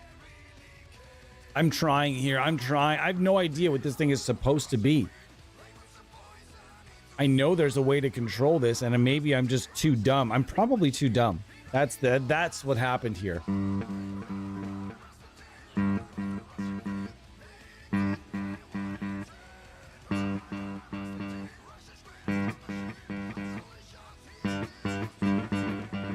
Ah! Yeah, man. There's just so many possibilities of stuff. Like these are effects that are so many. I have no idea. What the fuck is a multipass? The Lilu Dallas multipass? Interesting. They have literally something that looks like a multipass from the movie. Cool.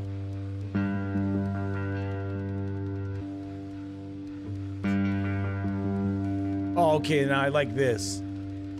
Let's make this reverb way bigger for starters. Let's go with like a cave. Yeah. I'm all over this.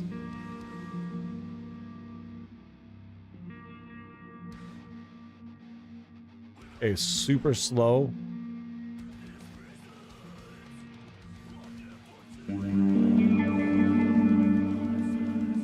No. I was having way more fun there. 4. It's better with single notes, so let's go with single notes.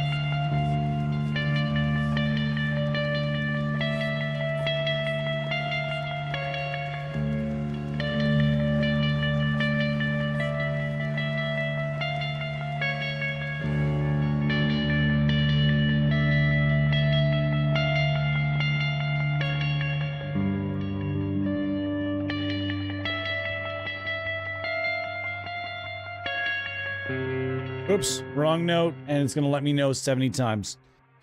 Oh boy, that was fun.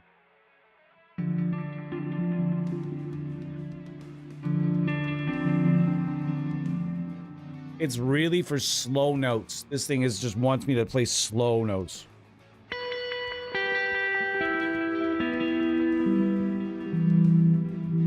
Nothing, no tandems even. It just wants me to just...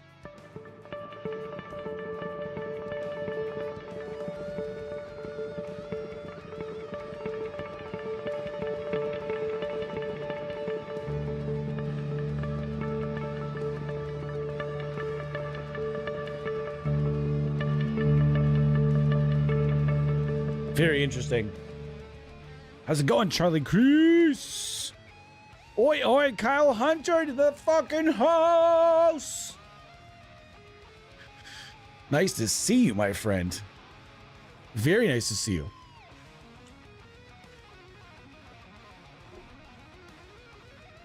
We are just hanging out. Pedro's call was to use this here jazz amplifier, and it's been nice so far. I was gonna get a little crispier of a tone here for starters. Hold on.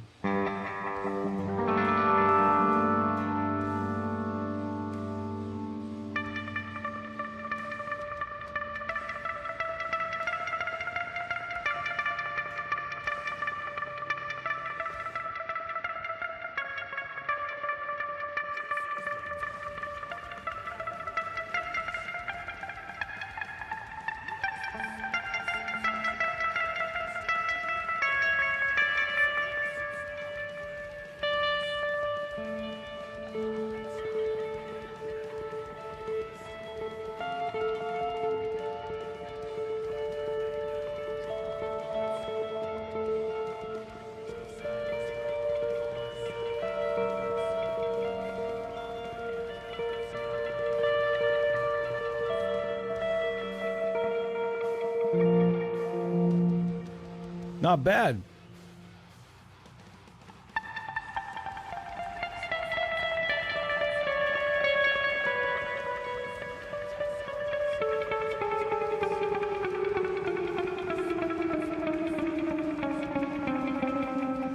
I like how you can make it trip over itself and do the little gallops there. Ooh, that's cool.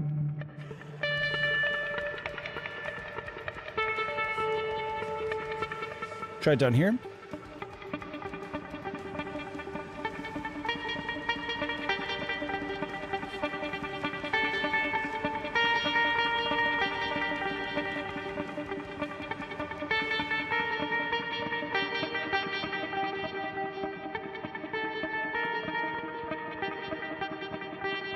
Let's get a little bit of compression going here. This is a simple compressor.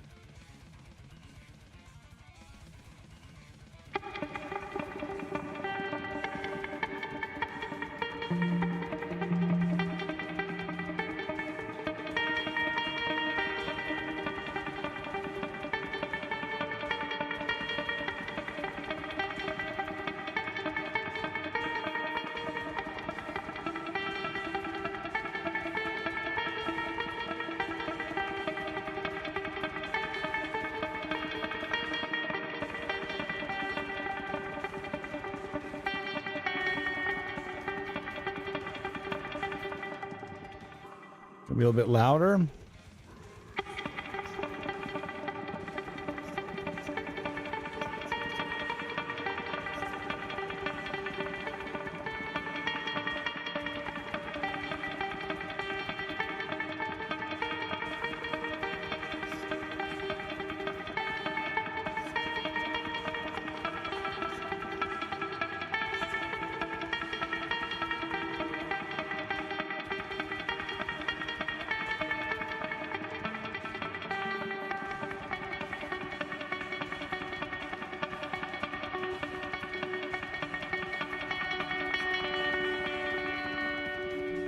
Holy cow, that's fun. I'm gonna save it. How do I save it? I can't even remember how to save presets now anymore. We're gonna save it. Save to library. User 1 is user 5. User 2. Hey, there we go. What are we gonna call it, guys? I don't know. Dancy. I don't know what that means, but that's what we're gonna call it. It's gonna go right there. And we're done. You could do that. You do it however you want to do it, and then you can go back and fuck with it again later and later and later. And then, like I said, there's presets for everything. Look at, I've got factory 1 and 2, so I can go to factory 2.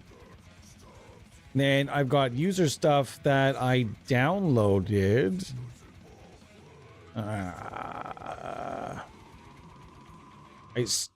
Don't know where it all went, but I know I had, templates.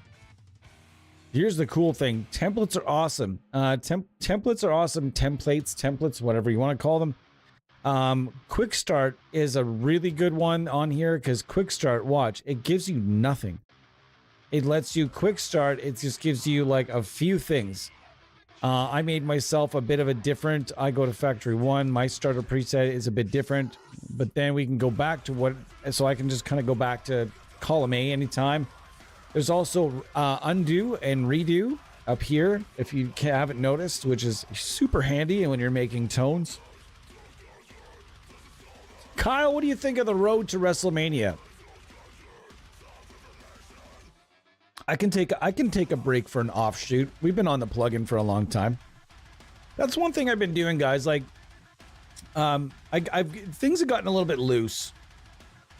You know, I noticed there's a few streams and I just nuked them all because it was literally just like us all just sitting around talking shit about random stuff. Those I should be like deleting after because they don't really have a purpose of keeping them. So I usually just get rid of them.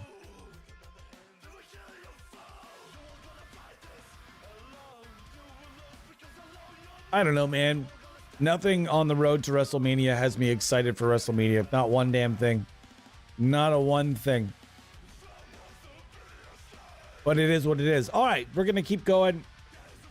And again, this is just stuff where I think that there's just so much awesome to be had in these, like there's so much awesome to be had here.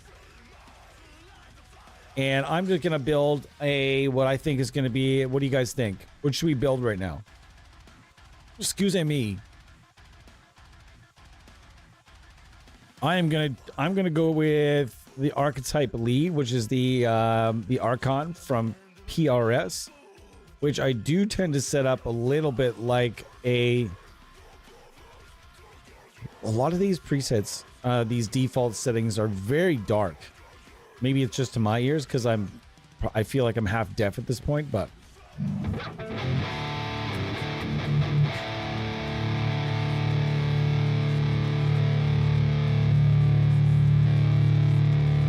it's a very interesting tone. Why does it sound... Oops. I'm like, what the hell? It's like neck pickup is like, what?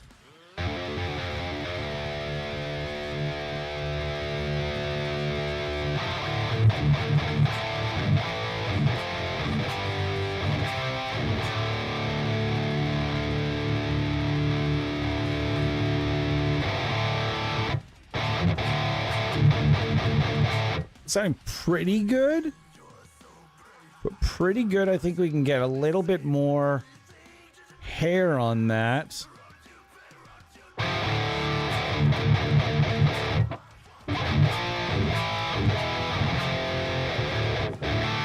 Now, is everything in here one-to-one, like one-to-one replica level stuff? No, it's not. But you're also getting nothing, not one empty shell in here. And what, if you're not familiar with what I call the empty shell syndrome, that is, for example, I love to name drop this piece of shit because even though Bias X from Positive Grid is incredible, I strongly advise everybody try it. And I know that must sound crazy coming from me, but Bias X is actually really fucking awesome. And I need to get myself a license for it so that we can promote it more here. You really should because it's actually really cool. However, that being said, they built their empire on a lot of empty shells. There's a lot of empty shells, more empty shells than the shells that needed to be crushed for the making of the LTD binding in the early 2000s. If you know, you know. Literally so many empty shells. And what an empty shell is essentially when a developer says they know they have a demographic that maybe out of that demographic of users, they know that maybe 5 or 10%, like maybe 5 or 10% are going to have number one, are going to have full of knowledge of what that piece of gear actually sounds like in the real world, how it affects, how it plays with other pieces of gear in the real world in analog versions. You know what I mean? And they have no idea what it is or what it's supposed to sound like. They just know that it's cool, that there's another thing there. Now, there are going to be only about 5 to 10% of your user base is going to go, hey, wait a minute, that doesn't sound like this. Especially if you're rolling it out and saying, we're going to take a piece of gear, for example, like we're going to take an overdrive, for example. Boss yellow overdrive. Now, this is my cell phone, obviously, but we're going to just use this as an example of my prop. So if I'm a developer, I'm saying, this is a yellow overdrive. This is the yellow overdrive right here. Sometimes they'll do those little things like this is the actual yellow overdrive that we modeled for the plugin. And then they'll show you a graphic of a yellow overdrive. And then they'll say new to this month or new to the plugin this month or whatever, new for this update, or this is what you're getting. And they show you a picture of the yellow overdrive and they say this has been modeled from the Boss yellow overdrive. And there are some companies that will give you a very close to, this in my opinion is getting you, roughly 70 or 80% the way there on most of the stuff.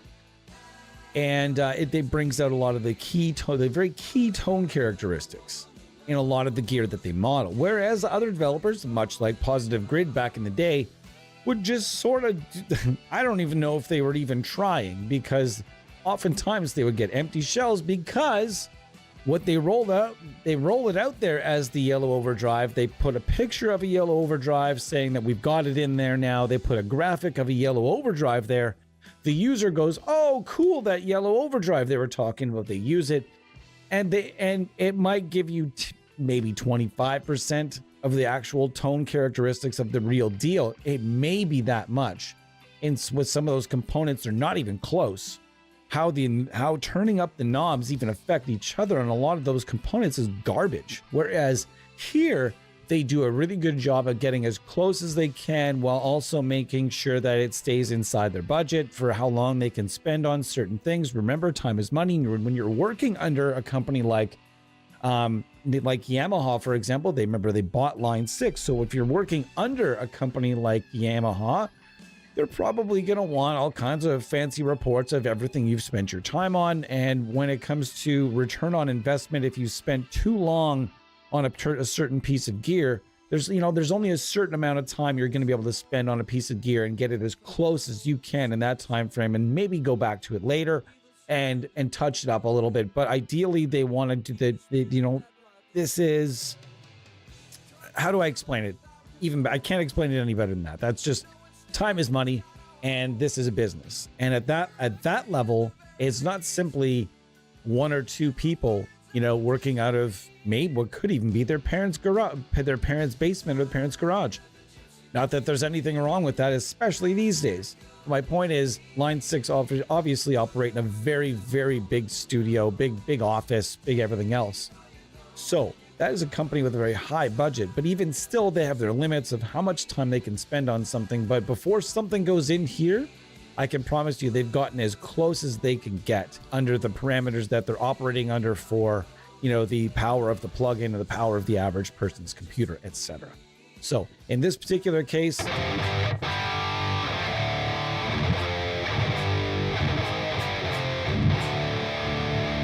this sounds terrific. And you'll notice in every single amp, they've added their own set of controls. You have to go and look up what this stuff means exactly and whether you want it up or down. I usually just leave it, but it does have quite an effect on the tone. They have sag, hum, ripple, bias X, and depth. Okay. not all of them have the same controls, but most of them have sag, hum, ripple, bias, and bias X. So you're going to have to kind of go through that and just kind of, and you know, use your ears. Do I like what it does?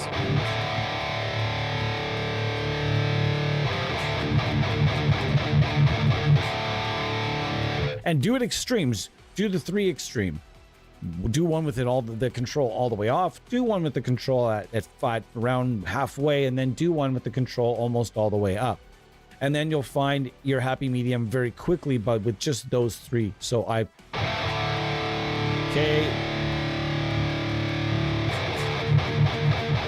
So sag is generally hearing that woomph, and I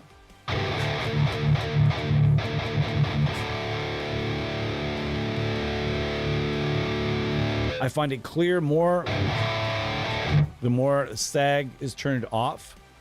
I like it down to be about 10% or so. And then you can kind of go look it up, and they do a really nice explanation of exactly which all of these controls do, exactly what they do. And as mentioned, you can build stereo signal chains. I don't tend to build those, but if you go through the presets, it will show you literally all the way from the starting blocks and the most simple signal chain you can ever imagine, all the way to the most complex shit imaginable. And well, on this platform. And there's stuff that really crazy stuff that you can build that goes way beyond my need for signal chain builds. But if you're one of those people out there that loves lots and lots of pedals and loves stereo signal chains and building that sort of thing, you can do that here. See if I can find one. I'll do it at the end. Also, Billy Sheehan, the legend Billy Sheehan, big fan of this plugin. And there's more people that are using Line 6 stuff than you might think. Also, Brendan Small.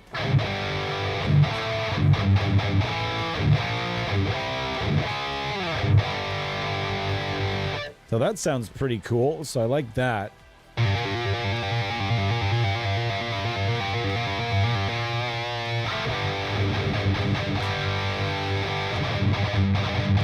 So I'm using the Paul Reed Smith archetype lead, and for the cabinet I'm using just an angled cabinet of my own. I can use pretty much whatever I want, whatever I've put in here. If I like, I can use very easily go to the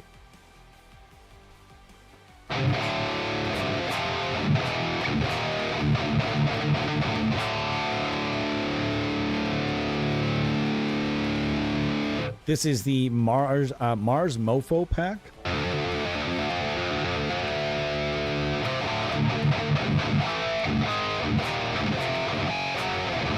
Based on a Marshall Mode 4 cabinet. If you know, you know. Those cabinets are amazing.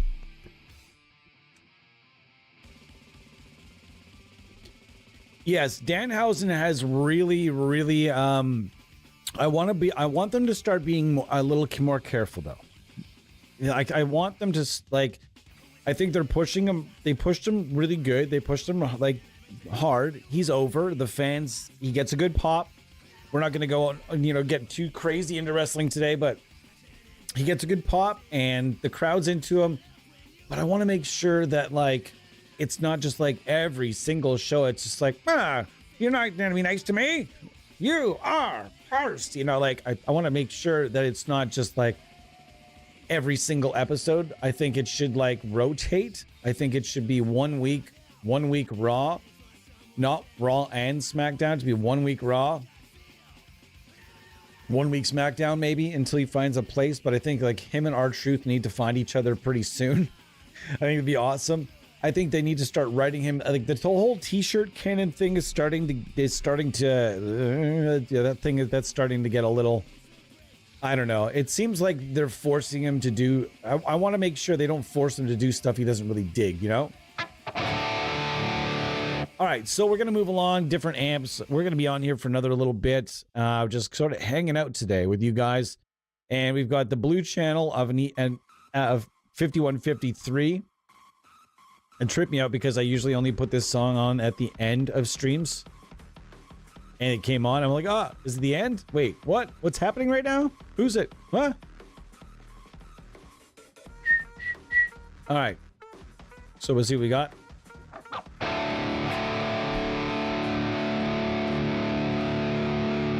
And I'm going to go back to...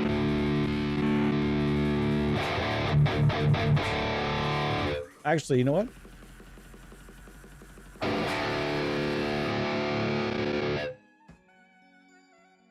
I want to try... Let's try this one here.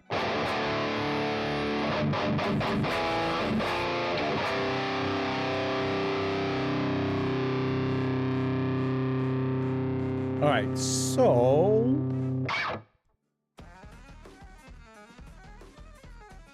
Oh, sorry, I guess it's, yeah, there's no depth on this one. There's just, the hum's all the way down. The sag's got to come down a bit too.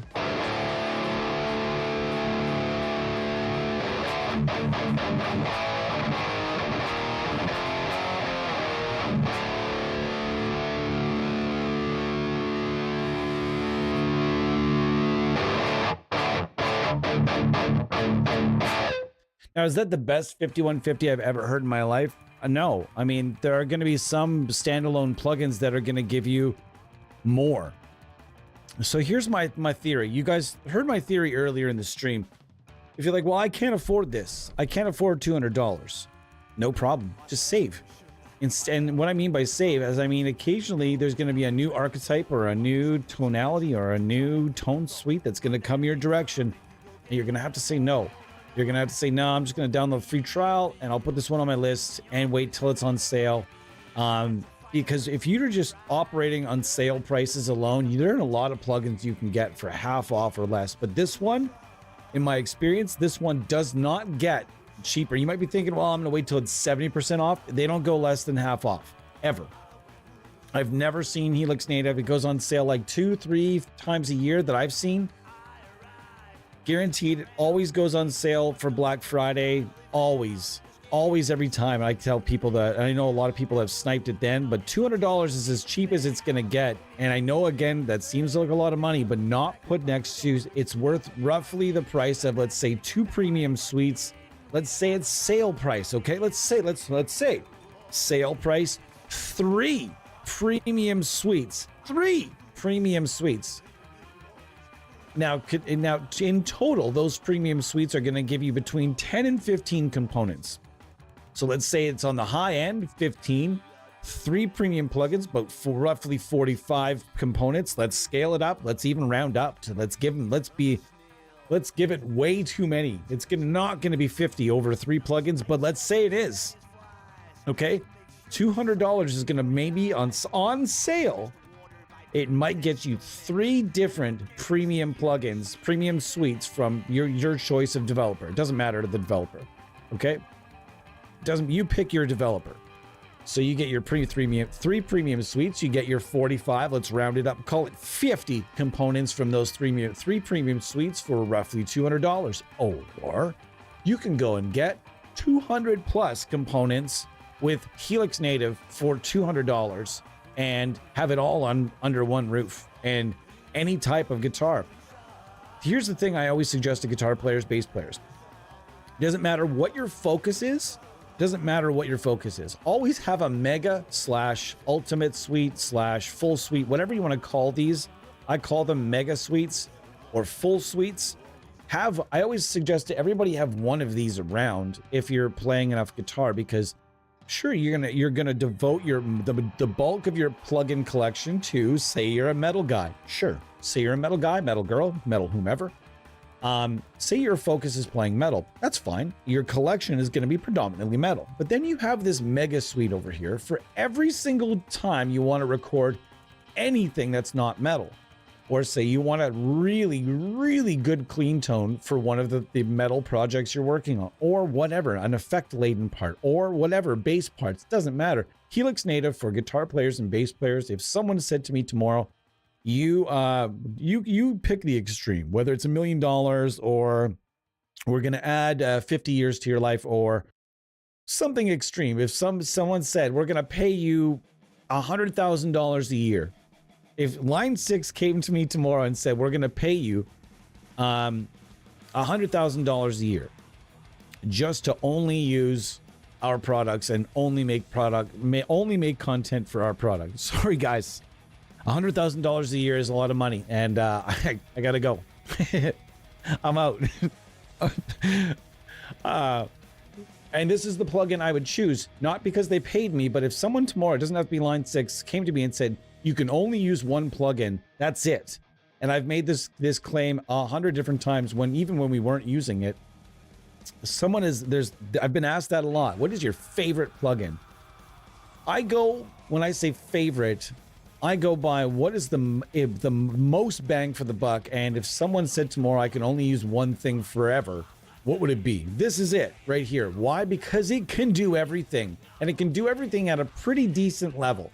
Well enough that if you're just recording at home, or even if you're making a decent scale level demos, like this will get you there. You're rehearsing, it'll get you there. You're practicing you're practicing your own material, or maybe you're in a cover band. And the other cool thing is you can make your tones. Say you're an avid user. I think if you have the units, you can make your tones at home like this, and then have them for live stage use if you have one of the Helix Stomp units, which is also cool. So the Line 6 Stomps, and there's just so much value. By the way, if you do happen to have a Line 6 Stomp, no, my S's are whistling. If you happen to have a Line 6 Stomp, you get access to Line 6 Helix Native. I think if you get one of the premium ones, you get it for free. But I think all the other ones, you get what they call it a significant discount. I don't know what that means. 50% off. So you might, if you have one, maybe look into that. You can get this for 50% off. That's a song and dance. And I've yet to find anything it couldn't do. Any style of guitar or bass, modern, extreme metal, gent, fall, whatever you want to call it. I think that's more of the guitar. You can plug any of those in here and get a great tone. Modern bass, vintage bass, country, you name it. You name a genre or a style of guitar, as long as it's not Angine de Poitrine. You guys watch that? Everybody's reacting to it right now. The micro tonal band. And by the way, thanks to Rick Beato. Rick Beato just did a video on the Angine de Poitrine. Canadian band, by the way. Cheers. And he's the first person. I've seen probably 10 reactions to that band now. And he's the first person that finally, even this fucking Buddy Bass Lessons didn't mention the fact that they're using microtonal instruments. But Rick Beato was like, hey, first thing he said, hey, cool, they're using microtonal instruments. And then explained what that was. Thank you for being a real OG on that one, buddy. Like, thank you for explaining that, because no one else is explaining that, and that's literally why the music sounds so fucked up. Have you guys seen it yet? Have you seen it? Because if not, I mean, I'm just gonna say you should probably go check it out. What I will say is turning the lights out and back on before he fully escapes the arena is pure class. Yeah, I agree. Here's a Line 6 related question. I have the metallurgy stuff, all of it. Is it worth me going for the full Helix Native? Option paralysis is a worry for me. I love that you said that. Great. Hey, gear stuff and things. Helix Native is a great recording tool. And hey, we've got our, what do we say, everybody? We've got a new person jumping into the chat. Are we doing it? I think we're going to do it. Gear stuff and things. You're going to win a plugin from Aurora DSP, my friend. You are going to win your choice of Cobra, Absalon Bass, and Dead Kitty. And you can also get Goblin and Nosferatu for free. But you're going to be able to grab one of those plugins, so get at me. The Amp Sim Universe at gmail.com. The Amp Sim Universe at gmail.com. Get at me. You have won a plugin. I hope you're still here. Thank you for that. Thank you for saying that. I appreciate you jumping in. Anybody new jumping in, always want, just please do. If you're there and you're just lurking, and I want to explain, if you're new, we'll slow it down. If you're new and you want, and by the way, we are now known as we're going to change things up. I'm now known as an amp sim evangelist. I just want you to know that evangelism is my #1 goal from now on. If you know, you know. Okay, so the question is, well, here's the thing, Kyle. I would have loved to have to talk to you about that before buying those. Because before buying those, I always ask people that question. You're going to go and spend, what did you spend on the bundle? Because it goes on sale pretty cheap sometimes, but the bundle, I saw it as cheap as like $60 or something. That shit is crazy, by the way. They went the sweet route, and I don't know if it was an experiment or what the story was. Part of me thinks that maybe there's going to be a view, and then maybe there's a new Helix coming with a new view that allows that analog looking experience as opposed to the wow, I sounded Canadian there, eh? Opposed? Yeah. Woo! It's not just Canadians though that talk like that. Go down to fucking North Dakota. Yeah, Wisconsin. They talk weird too. So Minnesota. Okay. So here's the thing, Kyle. Go here. Now you'll notice that all the stuff from the metallurgy plugins is all in here. And if the thing is, if you go through here and you don't notice much that you give a fuck about, or maybe you only notice like 10 things that you're like, oh, then who cares? But if you notice like, damn, banger, oh, snap, you know, like you're going like that. That was like a genius move by Line 6. And the metallurgy plugins are, again, plugins that just do not get fucking mentioned. Why are they not mentioned? Why are they never used? I don't understand. Is there an AR guy asleep at the wheel here? Because I know that they're way up there and they have like these powerful forces surrounding them. But I think with some proper groundswell marketing, I really think that more people would be talking about the Line 6 stuff, because I don't hear it. Do you guys hear it? Are you seeing demos using it at all? Because I don't. And I would love to change that. I would love to see it change, but I just don't see it. And especially with the metallurgy stuff, because I know it all sounds good. It operates good. I don't really get it. It's all high quality stuff. So I would say, Kyle, go through the list here. And if you're noticing yourself just being like, shit, oh, banger, then buy it. You know what I mean? It's a different bag altogether, but it is this, as there's the gear is all in there. They waited about a year, I think. What they did was they took two components that were already in Helix Native and a bunch of stuff that was not, and they put it all together. And then they waited, I think it was about a year. Those things I think came out 2023 or so, and then they put it all into the plugin, much like they did with and also keep in mind, Ampeg SVT Suite is also all, if you guys haven't seen it, there's Ampeg SVT Suite. Oops. Merp. Meep. So this plugin right here is a banger. It's a gooder, guys, but they did the same thing. So Line 6 produced this for Ampeg, which is also owned by Yamaha. They produced this, and then about a year later, they took all of this stuff that you see here, and they put it all into Line 6 Helix Native. So again, another plugin that you don't really need unless you need the UI. So as of right now, we've just mentioned 4 different plugins that just are all living inside of Helix Native. And then that's just still only makes up this tiny little amount of the gear that's in there. It's crazy. It's crazy how much stuff is in there. So, I mean, that would be up to you. I would say that for most people, if you're looking for, there's not a lot of versatility. The metallurgy plugins were designed to just smash. And I thought they were going to follow those up with, I really thought they were going to follow those up with a release, like that was going to be more like, how do I say it? Would be more like Line 6 instead of metallurgy. It'd be like, I don't know, Line 6. Think of a word that's, Line 6 tweed, whatever. And the plugin was just say a whole bunch of their marshals, just like fucking oh my god, Fractal. Why did it slip my mind? Just like Fractal just did. That's what they're doing. They're releasing these extraordinarily expensive plugins, like a $9 million plugins that in groups instead of just putting it all out there. I don't know what Line 6 has lined up now. Thank you very much. Thank you. Thank you. Thank you. Thank you. I don't know what I'm not sure what they have planned, but Line 6, they got to have something cool planned, and I think that they know that I don't know. I'm not sure if they have their ear to the ground or not, because the metallurgy plugins would have done a lot better if there was no marketing behind them. None. Zero.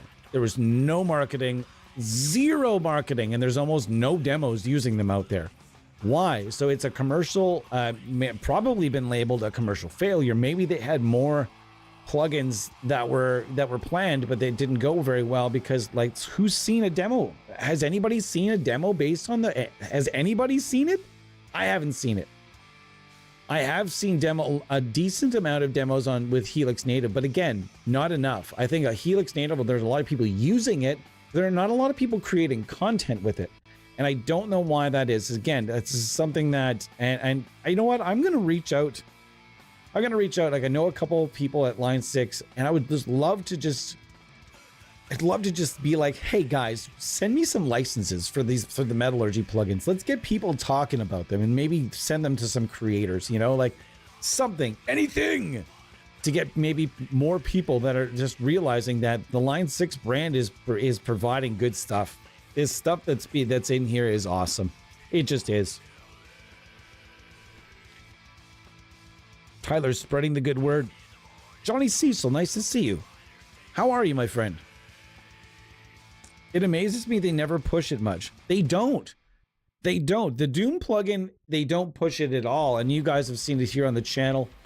But not enough. I'll be honest with you, not enough. Anyways, we've been on the chat here for a little bit. Let's get a tone going. All right, so I'm gonna get going. What am I gonna get going here? Let's go Vitriol Crunch. Vitriol Crunch. What's this sound like? So Vitriol is the Line 6 BRAP is the PV invective tone. The invective just sort of seems like somebody glued a whole bunch of random features to a 5150 and called it a day. Does anybody else feel that? I don't know. Has anybody got like hands-on experience with one of those amps? All right, let's see what we got.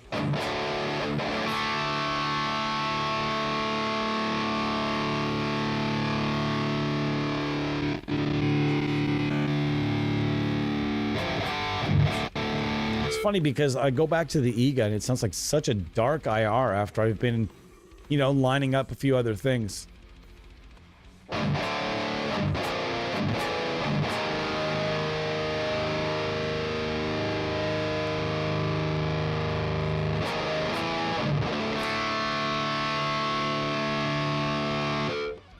Sounding pretty good. Let's go to the York audio stuff for a bit here. Y.A. Bogner, no. Let's go to a Fredman file. Ooh, that sounds good. Let's go work with that for a minute. This is a York Audio 5153 412 VH20 mix Fred file. So he's got a Fredman mix for a lot of different packs in there.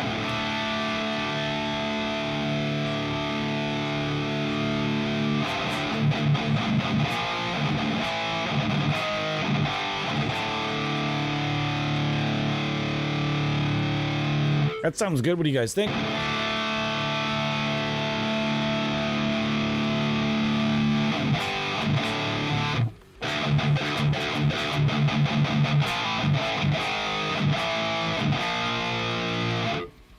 Sounding pretty good.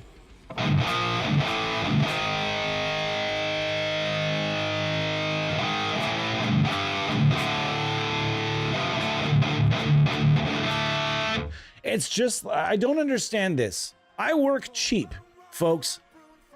I do. I work pretty cheap in this industry, and you have to kind of work your way up. And I work cheaper for some developers than others, but fuck. All I want to just do is like that. The guy at Ownhammer has insulated himself to the point where he does not get emails from anyone. He does not want to hear from anyone. He doesn't give a shit.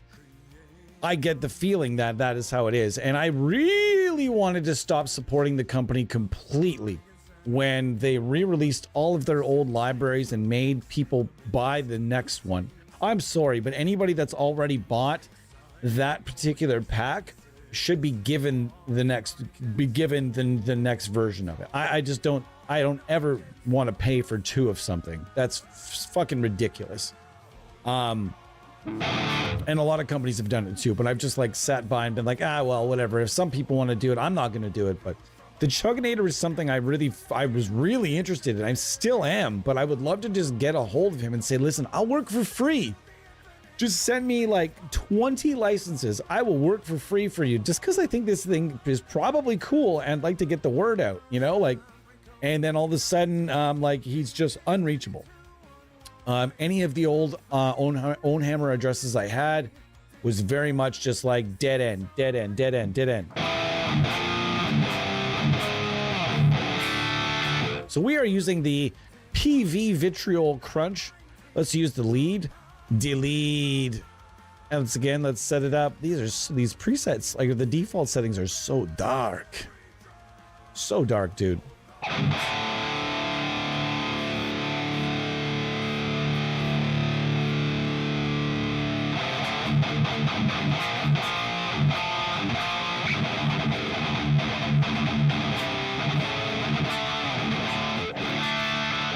Wow.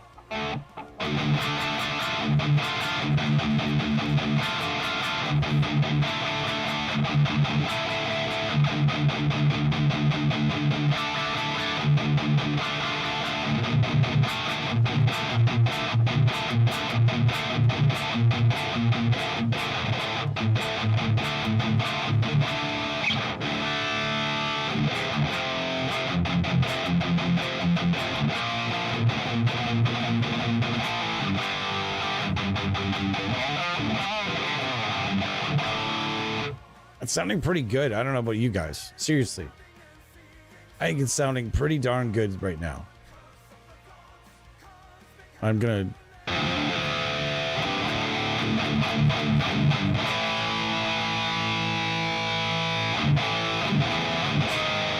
I wish there was a global sag control. Since they have it on every amp, I would almost like to see it on like a global control.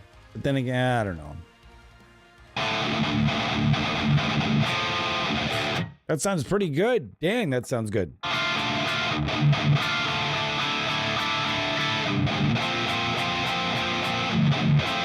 Very clear.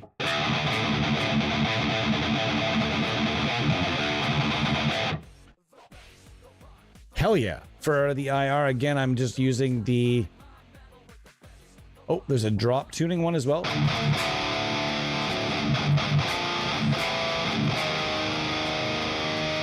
Oh, hell yeah, that sounds awesome, brother.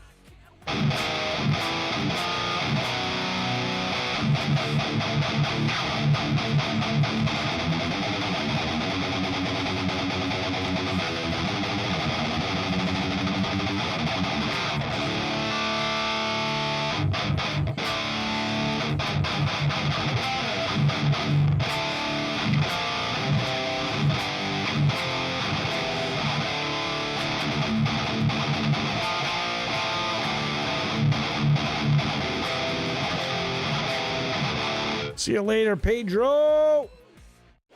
There's a lot of stuff that baffles me. Like, you could pay someone like myself a very small fee and just to keep it fresh, you know, it's got to stay on people's minds or they forget about it. And there are plugins out there that we're seeing people using on the regular, making content with certain plugins on the regular. Like, what year did let's look.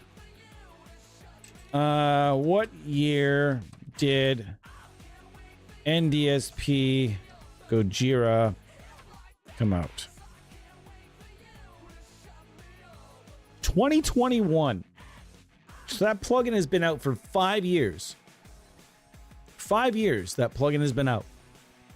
And people, I saw 2 demos for that plugin today. Today, 2.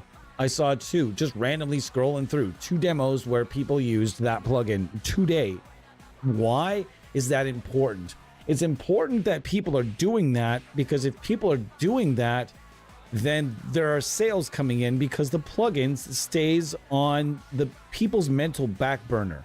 Eventually, that candle blows out. You know what I mean? Like that, it goes out and people move on to other things. Whereas if they constantly see that plugin in their peripherals, in their rear views, and you know what I mean? Like if they constantly see it being used by even smaller creators, you know, 10K and under or 5K and under even, and just seeing it and saying, shit, like, you know, that plugin is still kicking ass. And I think that's one of the things that they're not, I think there's a style of marketing that companies that are huge are just used to doing. And they look at creators that are smaller and they say that it doesn't mean anything to us. And we don't want to spend any money. I don't understand it. Like, I don't get it. The Metallurgy plugin didn't get the fluff treatment. It didn't get anyone's treatment. It didn't come out to any fanfare. There was like, I saw 2 videos that were made in-house by Line 6. Looked like it was made in like some sort of a prop studio, because there was like, the guy had, I don't know if it could be someone's actual studio, because the guy had like weird shit in the corner and stuff. But anyways, I didn't see any demos. If I'm working at Line 6 Yamaha, I know how much Ryan Bruce costs. And if I'm working at a company like Line 6, I know companies that where the person running the company actually is living in their parents' basement, and they still paid Ryan Bruce's fee for the demo because they knew it'd be good for business, and they made that work. Even though it's quite expensive for a smaller company, they made it work. And then the plugin got noticed by X amount more people, because you have to. There's certain plugins, there's certain people that when a new plugin comes out, if you really want that plugin to do damage, you have to put it in the right people's hands. And if you're at fucking Yamaha and Line 6, you have access to easily enough money to pay those people. So that's just the way I kind of really want to have you guys look at it as well.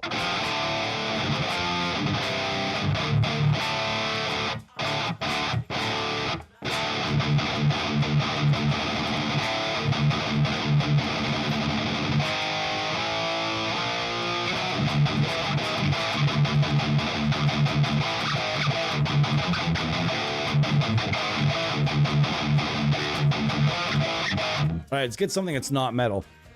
And then if you guys are curious as to how metal this plugin can get, go ahead and watch our stream that I did. It was the Heaviest of Them All series.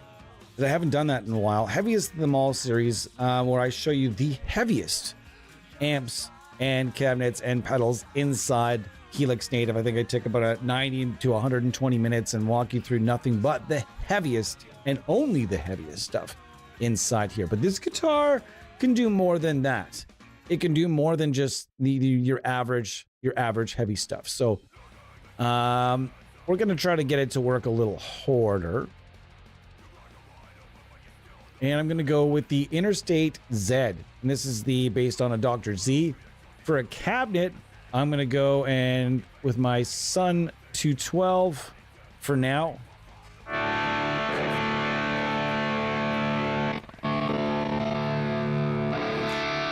Or maybe I'll go matchless.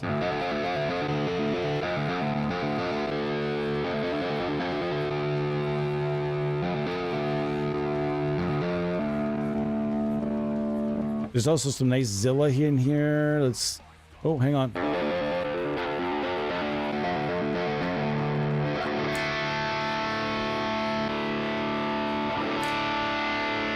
It sounds pretty crispy.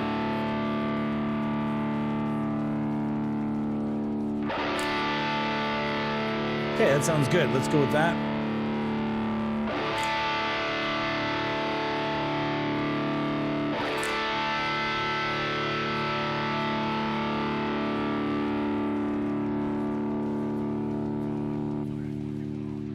Now I want to find myself a different pedal. I think I'll go with this pedal instead.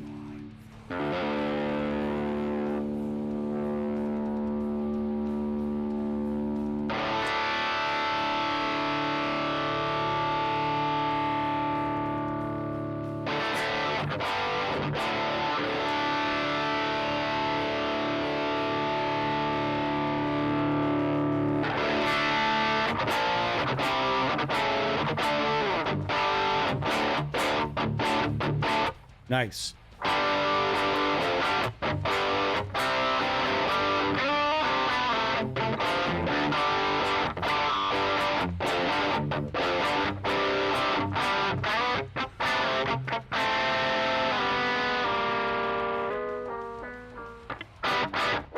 All right, so that is the Dr. Z Z-Rec. I kind of wish I had a Telecaster in my hand right now.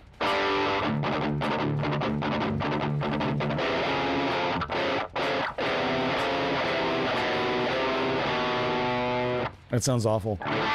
Well, for this it does.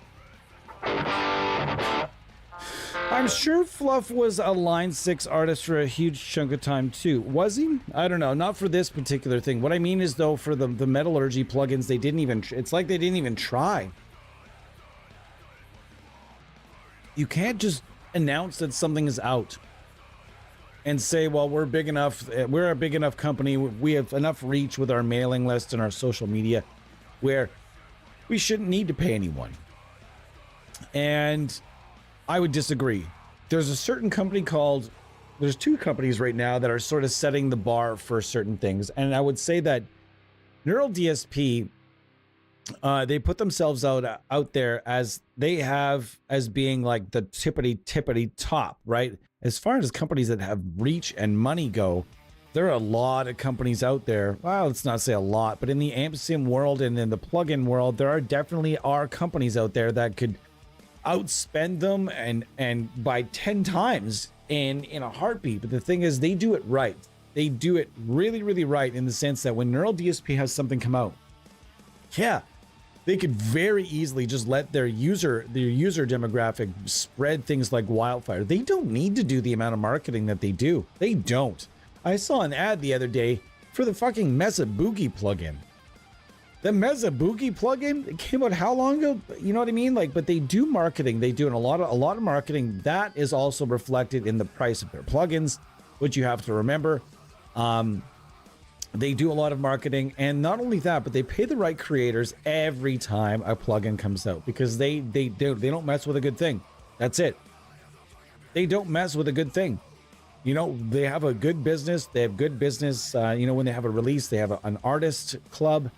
You know, the artist club gets kickbacks and creator fees and stuff like that. And then they've got this, that. They've got YouTubers. They've got all kinds of different people where they've got enough money to make it work. So if Neural DSP can make it work, I'm sorry, Line 6, there's no excuse. You're owned by Yamaha. You have the budget. You have the budget to be doing the things that and have that aggressive marketing towards things.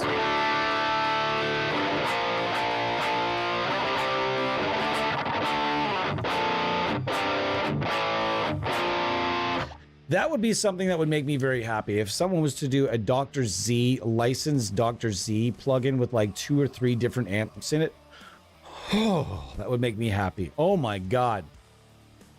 But unfortunately, the closest you're going to get is Amplitude and Helix Native.